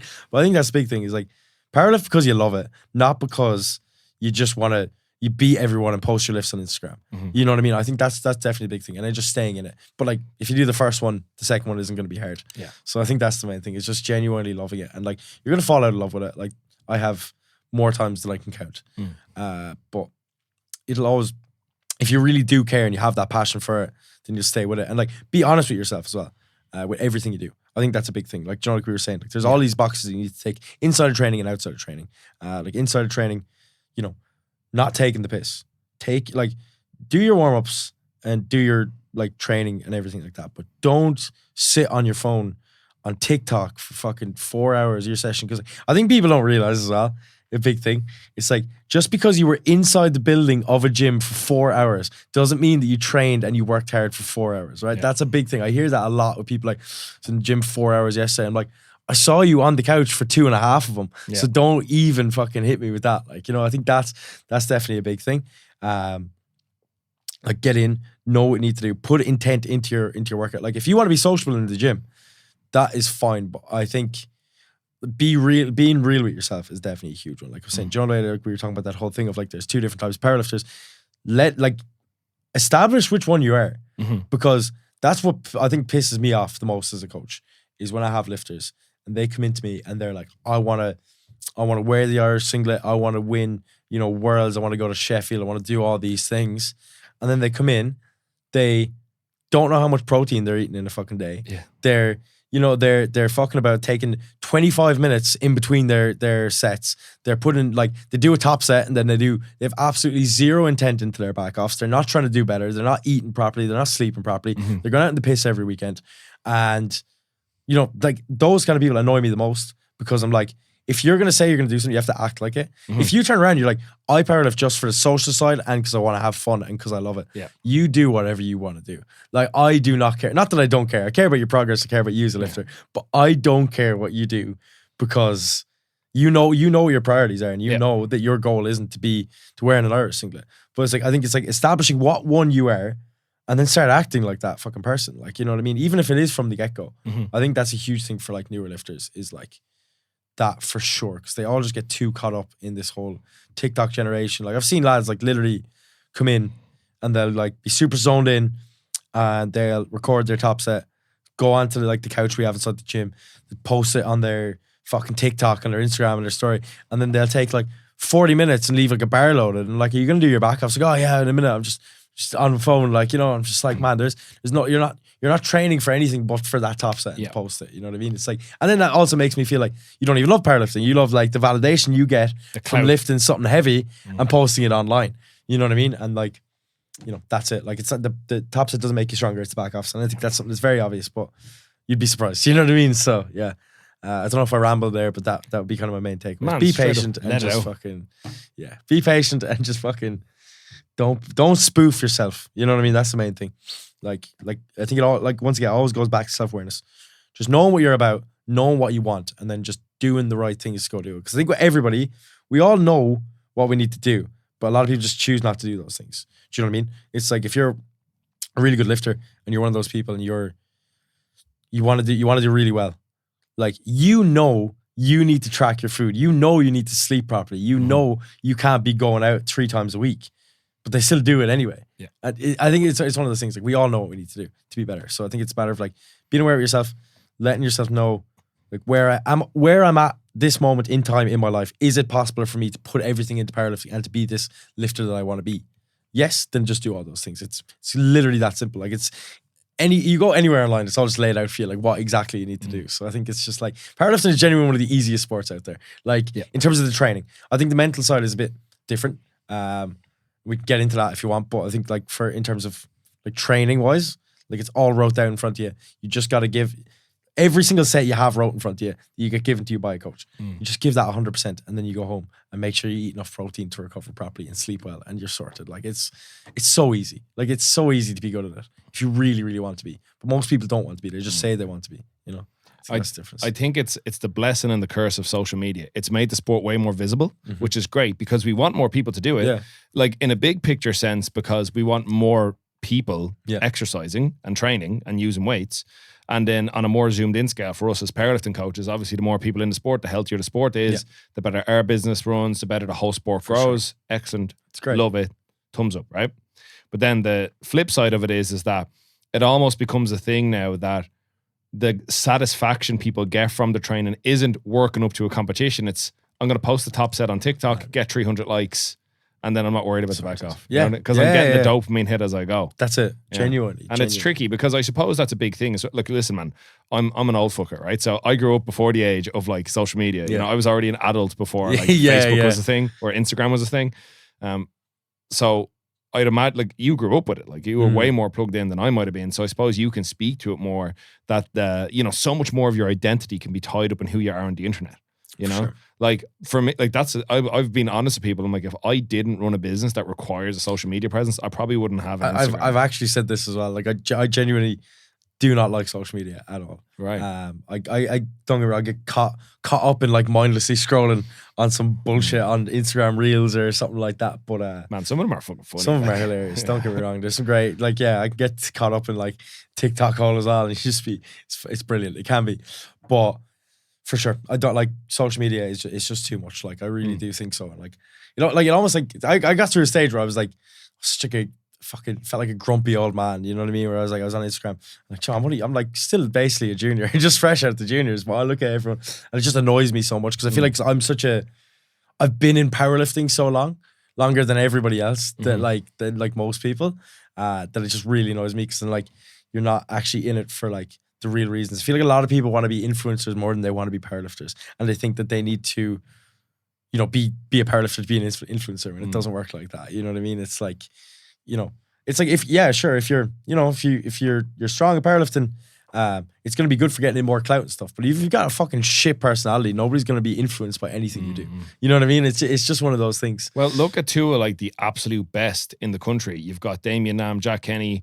These guys aren't flat out posting on the internet all day. Never, and they're focused on being world class powerlifters first. Yeah. Whatever about I know they have Instagram accounts, but you know what I mean? They're not like, here, buy my pre-workout. They're not active, like, do you know what I mean? Like, in terms of that. Like, the boys don't even post their training. Yeah. Like, do you know what I mean? Like, the only posts you'll see from them lads is like, Joe, their normal, like, whatever shit they're doing outside of life, in their outside life, and then whatever comp they do. And that's it. You know what I mean? You might see an old top single here or there on the story or whatever, but that's it. Because that's all that matters. Like, they don't need to prove anything to anybody.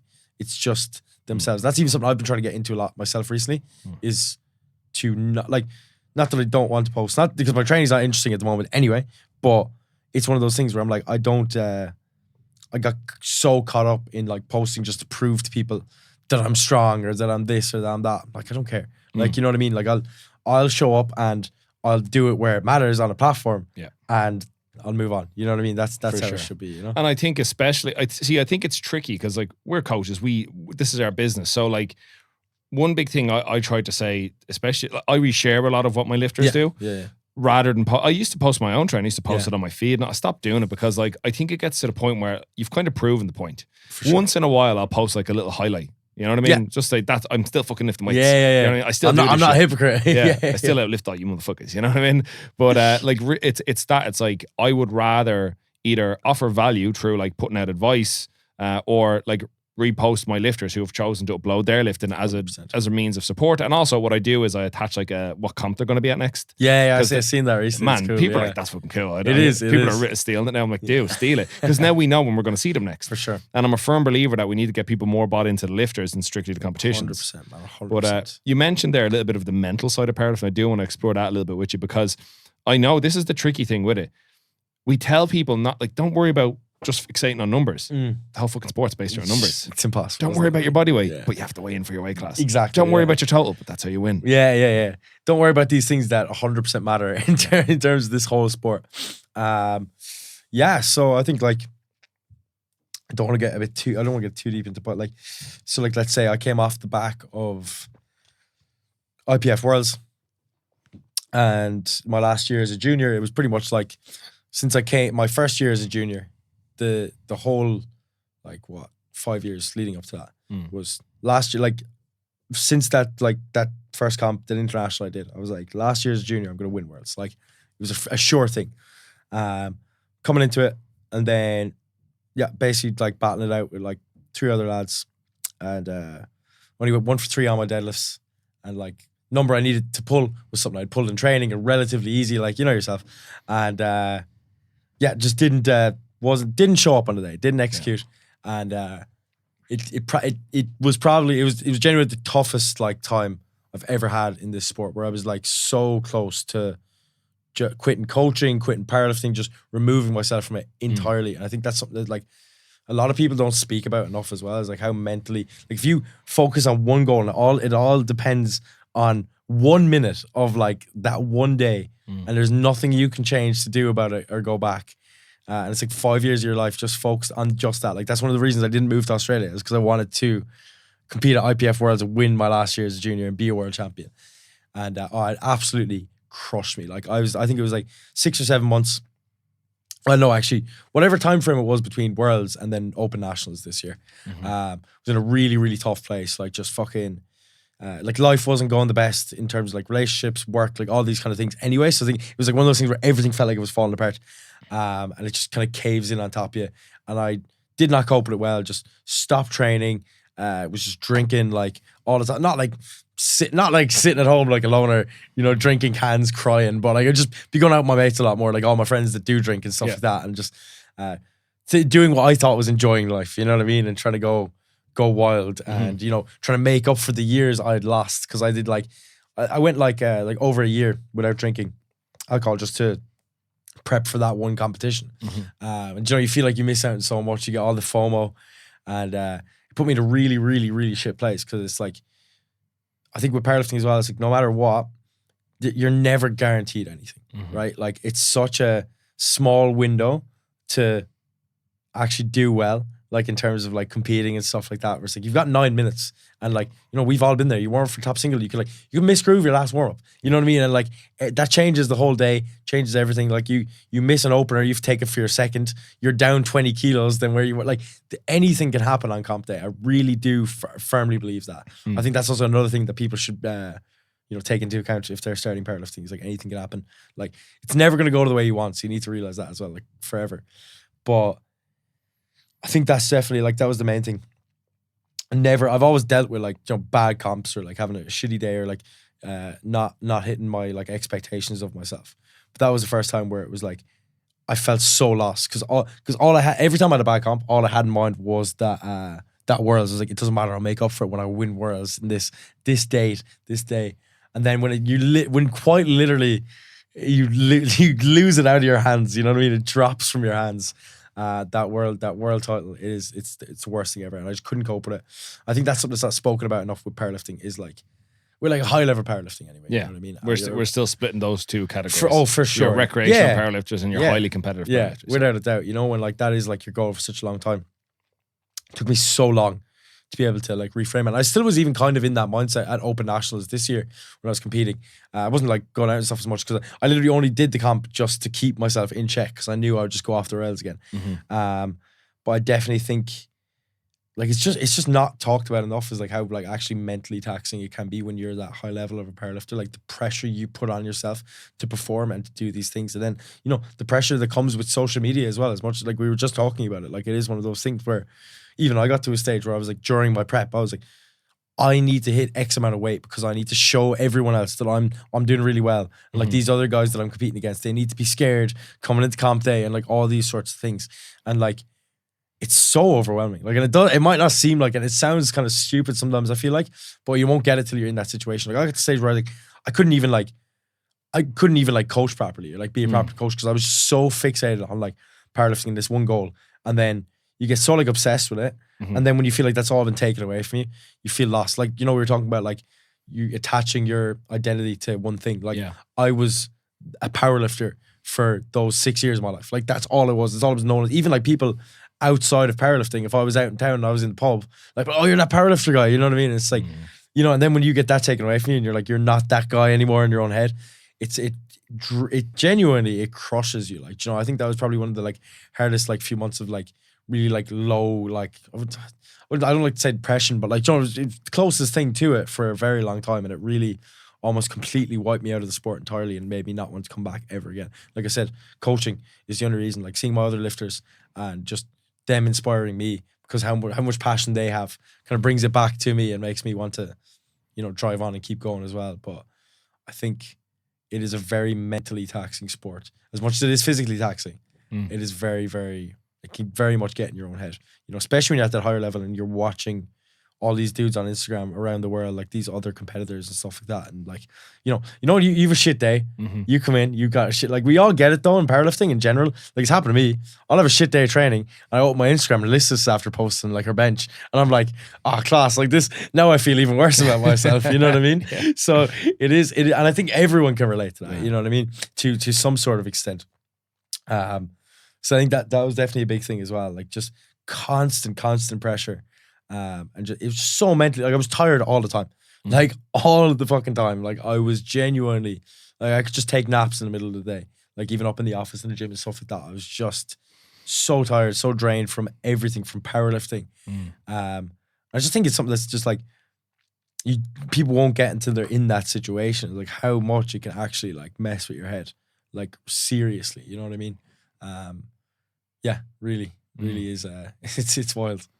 I think when you're at that level, you put an immense amount of pressure on yourself to perform because like we talked about, it's more than just what you expect from yourself. You're also doing it on a big stage with a lot of eyes. You are actively being compared to your competitors. For sure. And more so, you're representing the country. And as again, you were one of a few people selected despite there being hundreds of other lifters that could have been picked. So when you can't live up to an expectation you've set yourself, that can be a huge knock, especially, again, you're still a super young guy. This has basically been your entire adult life. For sure, man. Yeah. And you got to the biggest stage and you obviously felt like you fumbled. Bottle it, like, yeah, for sure, man. But I mean, yeah, I completely agree. If you're going to be pushing yourself to that level, and man, even beyond that, even down at the basic level, like I've had people that lift in like Division 2 at abs who like didn't squat the way they wanted to, and they ball crying, like, for you know sure. what I mean? Like it was actually something that took me a while to learn as a coach, because like I don't really feel that way about lifting. Like I had a shit meet in Western Europe. I was like, and everyone was trying to console me. I'm like, I'm sound, don't worry. Yeah, like, it is what it is. I'm okay. Like, but that it's just different personalities. You know what I mean? Of course. But and I suppose that's a tricky thing as well when you're trying to balance wearing the coach's hat and being an athlete. You know what I mean? It's tricky to get the exact balance. So I definitely find that as well. It gets much tougher to be an excellent coach when you're also trying to be a really high level athlete. Yeah. And then when you're like really like leaning into the coaching, sometimes your training can take that little bit of a hit. 100%, so man. you have to try and like balance those two things. Yeah. But yeah, no, it's good to hear, because like obviously I think what's important is there's younger lifters coming in now who probably aspire to take your name off the board. Oh, for sure. Yeah, I hope so. You know what I mean? Yeah. Like that's it. I think that's just how they need to look at it. Just be prepared for those kind of things, you know, especially if that's what you want to be. I think that was something I never did. But I think you'll always learn from these situations. You know, I think the one thing I learned that was kind of good in a way, it was like there's so much pressure on me to do this. From myself, like nobody else is putting it on me. Everyone just wants me to see you do well, as they always do. You know what I mean? It's only the people that care about you, care about how you do. You know, that's it. But like realizing that once it didn't happen and I didn't win, it wasn't the end of the world. I didn't die. Yeah. Like, generally, I'm still here. Like everything is fine. And would I be any more of a person right now if I had won a year and a half ago? Absolutely not. You know, I think that's a huge thing. It's like, you know, you hear it a lot. It's like when you die, no, when I die, people aren't going to talk about what I totaled. Like, do you know what I mean? It's going to be like, oh, he was a good guy. He was a great person, you know, stuff like that. It's like, there's more to life than powerlifting, even though when you feel like your life is powerlifting. Yeah. I think that's huge. I think this is another thing though, how powerlifting differs from other sports. Like, if we play football and we have a shit match, we can play another one next weekend. Exactly, yeah. If we're doing competitive skate, I was actually only talking to somebody about this when Tony Hawk was building his reputation and making money. He would like go skateboard in one part of the States and they drive for like 6 hours and he'd compete at the next one, and then they do the same thing all week, basically all weekend every summer. Yeah. I'm like, we can't do that. Like, you can put so much pressure on yourself to perform in like 8 months, and then the training could be excellent, and on the day, the bar just falls out of your hands. I think that's actually a big thing that separates. Do you know when we talk about like you see a lot of lifters in like America and stuff.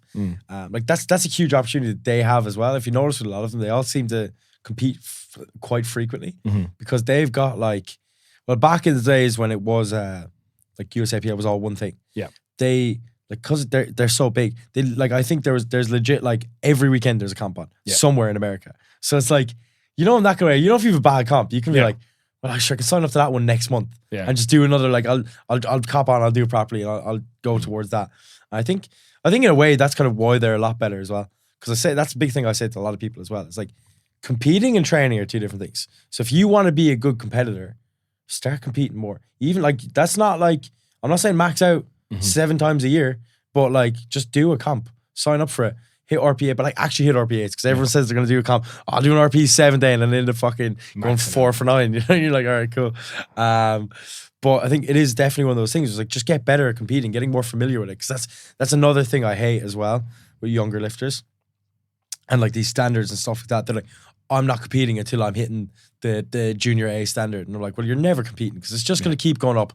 And you're like, you know, it's just going to be this constant chase for it. So it's like, and you're going to get to that stage. Even if you're strong enough and you're hitting this in the gym, you go to a comp, take 30 kilos off that total straight away. Yeah. Like, do you know what I mean? Like, that's what I always try to say to people, like 15, 30 kilos off your gym total is probably what you're going to hit on comp day. And that's regardless of if you have to travel and if you're cutting weight and doing all these things, you know what I mean? In general, that's usually how it's going to be. So I think that's definitely just a big thing as well. It's just to not get too caught up in all that. I completely agree. I thought this was like a counterpoint, because there's another very good powerlifting coach that I know who actually encourages lifters to compete as little as often. And I was like, no, that's a shit idea. Because like, what if they've built up that I'm going to fucking total 750 at 83, but then they get to the meet and they're rattling with nerves. They don't know what warm-ups to take. They're rushing everything. They're hyperventilating because they just haven't gotten that game day experience. So you get them on the platform and they just shit the bed. Whereas like if they've already done, like I've got lifters that have like, I've got one lifter in particular, he's a young guy, like, right? He's lifting at the Ab Series in November. This is going to be his 9th meet, right? And now don't get me wrong. He's a pro compared to everybody else. This you is know what I mean? like genuinely. He's one of those guys, like he's not world class yet. Like he's still trying to get his 400 dots. He's probably going to get it about this meet or maybe the next one. But that's the thing. It's like, man, he's a legend to handle on game day. He just has a good time. Because his first couple of meets, obviously he was nervous. Now he knows what to expect. You know? And even for you also know how to work with him as a lifter on the day. You know, I can't stress that enough, like, for people.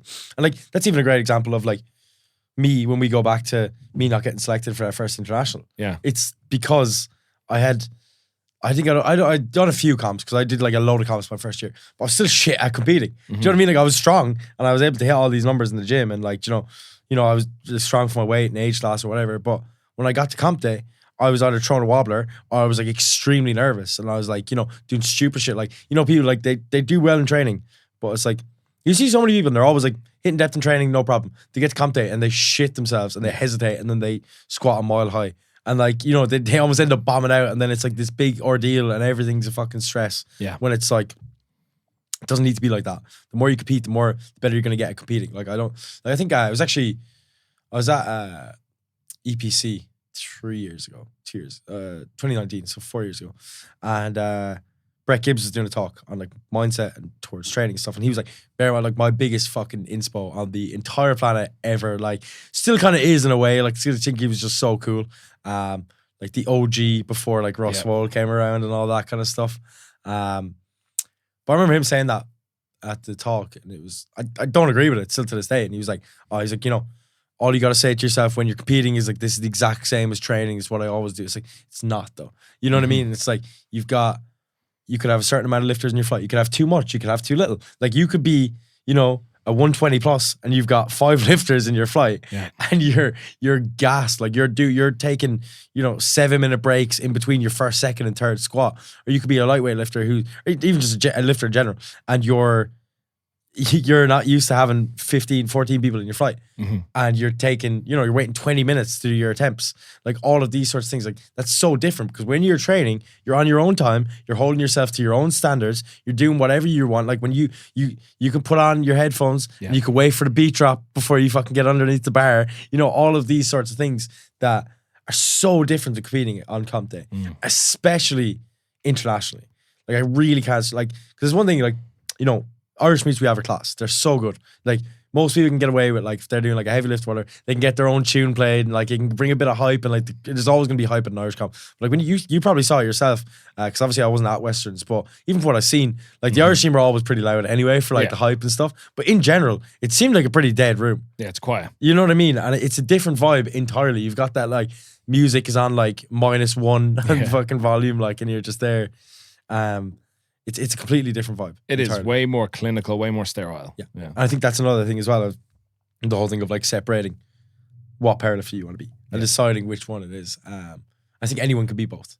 So I think that's the main thing I really want to get across. It's just like, figure out who you are and be aware about it, and do the things you need to do to get there, and like, you know, talk to other people. Like, if you want to be in an Irish singlet and you want to compete at Worlds, talk to other people that have done it. Ask them what it's like. Like, figure out how the process works, how everything works. Like, not just like, what numbers do I need to hit in training to be good enough to go? Because that's not what matters. Once again, like I said, when I was competing, like, I hit the standard, but I was a little dickhead. So basically, I didn't get selected. And it's like, if there's a dude and you're totaling, you know, 10 kilos above the standard, there's a guy who's totaling 10 kilos below, but he's a way, like, you know, more well kept together, you know, better lifter in general, we're gonna pick this guy. Like, that's always how it's gonna go. You know what I mean? So I think that's definitely a big thing. Yeah, I completely agree. Like, there's so many more factors that go into that, and I suppose what's important is if we take it as there's those two types of lifters, your casual recreational powerlifter and your I want to be highly competitive powerlifter,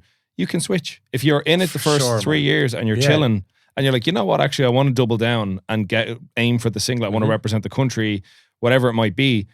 go and talk to people that have been there. What do I need to change about what I'm currently doing? 100%. Go into your known knowns, your known knowns, you know what I mean? 100%. Try and figure it out. And then the flip side's true as well. If you're somebody who's been competing at a very high level for a very long time, you're like, I still love powerlifting, but want to pull back, want to hit the brakes, want to chill, have some nice chill meets. It's totally reasonable for you to just take the foot off the gas, relax 100%, a little bit. man, 100%. Let me ask you, I only really want to ask you one more real question. Go on. But we've talked about it there. Competitions in Ireland domestically, brilliant. And they've improved year on year on year. And they're now, luckily, is starting to be more because, like, I know you probably had this as well. Last year, like this year, 2023, I had so many people that wanted to compete that like couldn't get tickets for meets or they were on early birds or wait lists. Insane. And it's like, don't get me wrong. It's great to see, but but it's a pain in the dick when you're trying to get lifters to compete, especially if it's their first one, because you're trying to capitalize on their interest, see if they like it. Yeah, and then like I've got lads who've like I think over a year I've been working with and they still haven't done a comp and it's not like they haven't been trying. Do you know what I mean? And it's just such a sickener, man, because they're so excited to do it, or like, you know, things happen. You can finally get a ticket and then something happens in your life. You've got college in the way. You end up getting sick a week out. Like you have to pull out and then you're probably not guaranteed a spot for another year. Back to square one. 100%. You know what I mean? It's such a sickener to see. So this is what's exciting about 2024. So naturally, the Irish PF are meeting the demand. They're hosting up to 7 open meets. AB series is getting bigger and better every year, as it always is. But then we also have USAPL Ireland.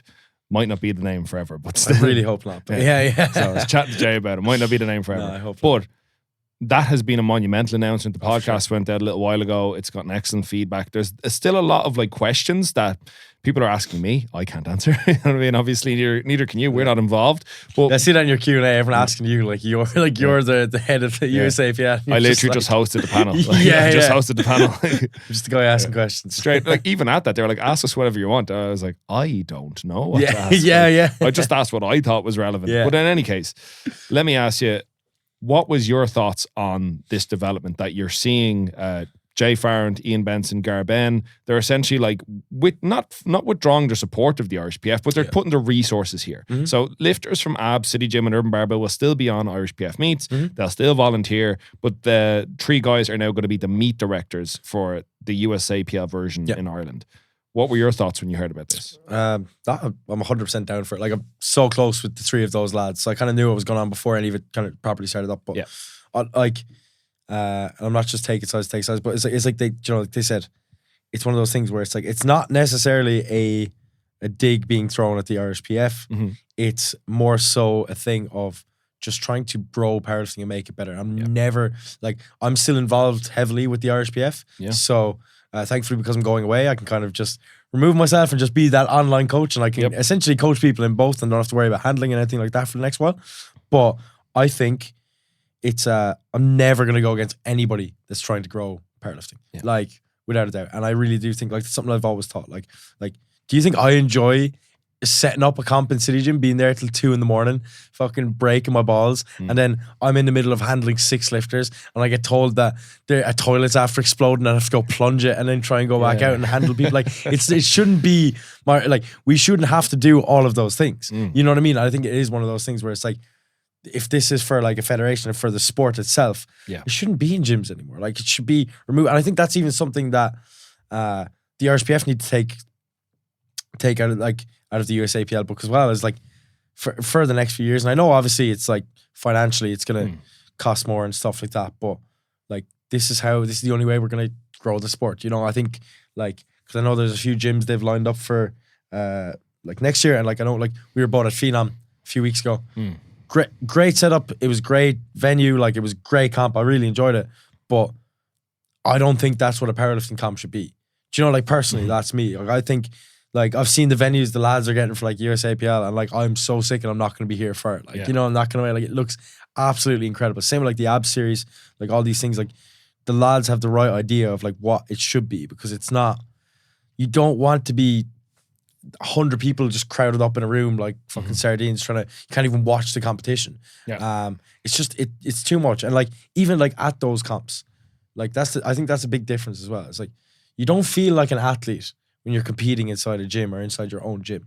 Like, and I think that's the main thing, is like making lifters feel like lifters.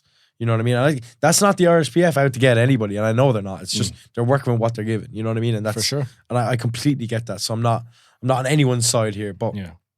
I think it is definitely like, you know, being made feel like an athlete, and that's what it's about. If that's what you want to do, Yeah. you know, I think even like that with like Jay's, with like the Ab Series, like Division 2, it's like a thing. Division 2, Division 1, like the pro. I'm like, even though you're not like the best guy around, you still have something to compete for and to aim for and to make you feel like you're an athlete and you're competing for something.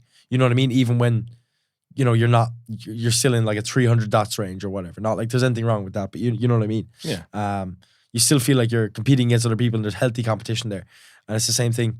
It's just growing powerlifting, and there's never going to be anything wrong with that. Even if we do, you know, you end up getting more people in, TikTokers and stuff like that. But it is what it is. It's bound to happen eventually. You know, it's like any sport. So that answered your question properly. 100%. Okay, no. And the thing is, I agree, and I don't think this is. I listened to Connor and Adam, Odyssey Strength. They haven't listened to this yet. It's very good. Yeah, the two guys took some time. So basically, they had listened to the panel we did, and they kind of spoke on what they took away from it that was positive, some of the negative, and then some of the question marks and concerns, which I think is the fairest way to do it. Of course, yeah. And naturally, Connor and Adam are mainstays in Irish PF. They've been around for years, and overall, they are obviously very supportive of the idea of. Like, listen, more competitions isn't necessarily a bad thing, especially if it gives people more platforms to lift on, because this is the problem. If we had, I would agree, because I've seen people argue about, it's oversaturation. Now, hang on a minute. Oh, sure. If all the meets were like not selling out, I would agree. But the meets are sold out so quick. And it's a pain in the bollocks to try and get people into these things. For sure. So even if USAPL were just to run 2 extra meets a year, that's still 2 more opportunities for people to lift. And that's all that fundamentally matters. Because people getting it, I know when I started, like, I didn't care if it was an ab series. Like, I lifted at the first 7 ab series. Yeah. I didn't care if it was what name was on the banner. Powerlifting, man. I just At the end wanted of the day, it's powerlifting, yeah. Because that's the way I say it is, whether it's an ab series, it's going to be USAPL. Don't care if it's fucking GPC, if it's Irish PF. It doesn't matter. It's all fucking ice cream, baby. One's strawberry, one's chocolate, one's pistachio. That's it. Like, it's all the same fucking shit, though. If you're lactose intolerant, you're not going to like it. But this is the point. And I agree with you in that, like, maybe this change will help the Irish PF level up inadvertently, like in a roundabout way, you know? Like you mentioned the Phenom Open. Like, those guys did an amazing job. Class. It was really, with that, comp, yeah. with that with venue. what was given, of course. Like, yeah. Like, I cannot, because, like, don't get me wrong, it is a tiny venue. Yeah, for right? sure. Great for a gym, probably not great for a competition, but what they were able to do with that space was world class. What was given was class, yeah. Because I was at were you at the one in 2022? Yeah. I was down for that one as well. I volunteered it and I was very hungover. It was very bad. Bad idea. But oh man, I was hanging together. I had about 4 cans of Monster. Like, I was like, man, please. try ref and hungover. There's not worse than that. No. Man, no way. Like, but it was bad. Yeah. But again, from like point A, like from that first one to this one, they've leveled up so much. For sure. But this is again, like, people will talk about that, like, it was great, and it was great. But again, let's like call it a spade. It's still a small venue, and if we want the sport to grow, we need more, because even down to people physically being able to see the platform is going to be a bigger deal. Yeah. And this is not to the detriment to Ken or Owen or Adam or any of the guys in Phenom. Again, they did a great job. What if this opens up the potential for them to be more involved now that Abs and City Gym exactly. and not as heavily involved? And that's what it looks like where it's going to go as well. Great. Which and then is class. What if that opens up the door for them to get a bigger venue? There you go. And in which case, again, I think in the long run, we want to eventually see most meets not happening in gyms, because we want to have venues that are more comfortable for the audience, more comfortable for the lifters as well. But again, that's going to take time. It's going to be a phased process. I personally think it would make sense if, let's say, a lot of the open meets were in bigger gyms that were like, if, let's say, the boys got a bigger gym in Cork. I've never been to Chaos. I don't know if it's bigger now. But I haven't either, actually. I'm hoping to visit soon, because Ben is fucking super sound. I lifted alongside Scott Dean in Westerns. Cool guy. And then it's a good crew up there. Yeah, man. I buzz off Cian Robinson as well. He's a good skin. Yeah. So that's it. Like, I mean, this is probably, again, right now, it's probably making some people uncomfortable. People have a lot of things to say. People are like, fuck's sake, what's this going to happen next year? But overall, what if this just pushes the needle more towards everyone having bigger, better competitions, where it's more visible, they're featured more? It might not mean, because I know there was a bit of contention on the Odyssey podcast. Listen, not everybody's getting picked. Like, you know, some guy lifting at an open isn't getting picked up in a tinted out Mercedes Sprinter. Yeah. Sure. But it's moving things closer to that, something like that. And there's nothing like, you know, I think I'm still yet to listen to the Odyssey podcast now, so Caveat on that. I've no idea, but yeah, in terms of those, like all of those sorts of things, I think like because you see a lot of people, I've seen a lot of people like give out and be like, oh, this is gonna make the Irish PF and the IPF, like the Irish team, less competitive, blah blah blah blah. It's like, bro, like who, like the same people that are giving out are the same people that are probably never gonna get selected for an international competition, anyways, right? It's like, why do you care where you compete when it literally does not? It's never gonna affect you.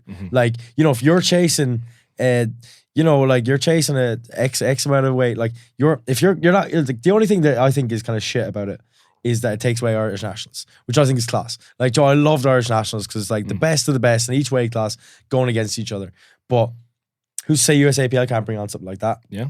For Ireland, and the same with the Irish PF. And like I said, it's going to get more people into the sport on each end. And a lot of people, like, even though you get a 1 year ban, it's still only 1 year. 1 year is not that long of a time. You can go back and forth all you want. Well, you know what I mean? Do you know, Adam actually talked about this. So if you actually look on the Irish PF website under the eligibility to compete, apparently you can still compete at regional meets, even if you live. So if you're somebody who's not in selection for, say, nationals. So basically, if you're not the top 1% in Ireland that's competing, it has no effect on you. no effect. And I know for a fact the people that are complaining about this are not the top 1% of Ireland. Because I, like, you know, I coach like Melvin, Jay, like all of these types of people. They're not complaining. They're more so like, oh, this is really cool. I wonder what one I'm going to go for. It's not like, oh, too many meets in a year, blah, blah, blah. Like, no one cares. Like, you know, it's like, if it's affecting, if you can do a regional comp still, and like all these people that are like, the only people that are actually getting affected by this are people that are going international. Yeah. It's like, if you've got your goals set and going international, then just do that. Like, you've, like, the path is there. You just got to go that way. You know what I mean? Like, the only unfortunate thing is you can't help out of the USAPL meet or like be in the warm-up room. But like, there's not many high-level lifters that are also coaches. You know what I mean? So it's like, this affects probably like 30 people. So like, who cares? Do you know, like, that's what I don't get about the USAPL. So many people are getting mad. Obviously, it affects the RSPF in a way in terms of like how much money they're going to get in, how many members they have. But that's just a sign for them to just do better. I know it's like, I don't mean it like a harsh way, but genuinely, like, it's like, if you're not making enough like money through membership, because a different Fed is running bigger and better venues, then you know what you need to do. Like, it's all laid out in front of you. Like, the lads know what they want to do with powerlifting, and it just doesn't line up with what the RSPF wants to do. So that's what they're going to do. And people are just going to go wherever they want to go. And I think it will be a thing of like, if you want to aspire to be somebody that's like world champion, you want to go to IPF Worlds and go Sheffield, whatever. I don't see, there's probably 3 people I can think off the top of my head in Ireland that could ever even possibly have the opportunity to get to that stage of being like world champion and then going to Sheffield. Like, that's off the top of my head, and that's the opportunity, not even like are actually gonna do it, like, you know, in that kind of sense. So like, who cares? Just compete where you want. Just shut up and compete where you want. Like, that's my opinion on it. I think it doesn't matter. And like, to be honest, I would happily, if I was still in Ireland, take a few years off competing internationally and literally just do regional comps of both and just support everyone, because that's the end. Like you said, we're all under the same umbrella. It's powerlifting. It's squat, bench, deadlift, and have a bit of fucking crack. It's not that big of a deal. You know what I mean? Like, I think people are overthinking this too much and are just expecting the worst when you don't even know what's going to happen. Like, just let it run its course and see what happens. If you care that much, take a step back, see where it goes, and then decide after that. 100%. You know? Man. The future, I think, for Irish powerlifting is coming into a golden age. Yeah, of course. We're going to have more meets. It's an opportunity for everything and everyone to do better all around. Like, powerlifting could be like, look at how much, like, even the last few years, how far they're ahead, like Team GB are. Like, the British side, like British powerlifting is huge right now. It is huge. Like, all of their lifters are like, do you know, even like a Worlds just gone in Romania, Junior Worlds. I think their female team won best overall, and then their male team won second or third overall. Like, that is insane, and they're only literally across the pond. Like, why can't we do something like that and like get our standards to that level, get our meets to that level, get like, just everyone just be better. You know what I mean? Like, why is that so hard? And have some fun doing it. Like, I think a big thing to remember with all of this is that the big, like, kind of black spot in the room is Article 14, which is the rule from the IPF or WADA, that you can't compete for different federations. Who's to say that rule is always going to be in place? We don't know that, because I would love to see, like, let's say in 4 years' time or however long it takes for it all to come together, where you could have a co-run nationals, Man, for sure. or you could host one-off spectacle meets, Team USA PL Ireland versus Team Irish PF, and it's team points. It's so sick. Like, again, the sport can go anywhere we want it to do. A lot of it is just getting out of our own way. Yeah, man, that's it, isn't it? And just waiting to see what happens. Yeah. And I think that's a great spot to kind of leave on. Let's optimism. For sure, is the best exactly. thing. Yeah. The sport's growing, and you've been here since the beginning. You've seen the meets go from when you were doing an in-house mock meet to representing your country to now the country itself selling out meets left, right, and center. And you're looking at big, as you said, you've gotten the sneak peek at the bigger, better there venues you go, to come. Yeah. Looks insane. I'm so excited. I'm so excited to see where powerlifting is. So excited to fly home in like a year and just see what's going on and just be able to be involved and be a part of it again. You know what I mean? Like, I'm just so excited, man. I think, like you said, optimism is the way to look at it. Like, stop looking at things so negatively and being like, oh, it's gonna be like this and this, and like, oh, the lads in the USAPL can't do this, or like, oh, the lads in the Irish PF can't do that. Like, everyone, like, it's separated. Do what you want. Who cares? Like, we all have the same goals of just running meets, having a laugh, and just enjoying powerlifting and the social side of it. So, like, let's just do that. Like, who cares? Like, I just don't see the big. I've never seen the big like deal with it. Like, I was very shocked to see as much of a reaction as it did, but it's usually the people that react the most. Their opinions doesn't really matter anyway. So that's why I look at it. Yeah. Online's not real life. No, for sure. You know. Like, half these people won't speak up in person, so who cares? Hey, listen, the piss-ups after the meet are where we really go. Yeah, exactly. Right, man, let's leave it right there. That's Legend, a great man, place to right? finish. Sound, bro. Legend. Excellent conversation with Alex there, giving us his thoughts on everything from the current state of Irish powerlifting, where it's going next year with USAPL Ireland coming on the scene. If you want to work with Alex as he jets off to Australia, you can find him on Instagram at Zelus Powerlifting. Make sure you click the link below for your discount on Concept Fitwear, the podcast sponsor.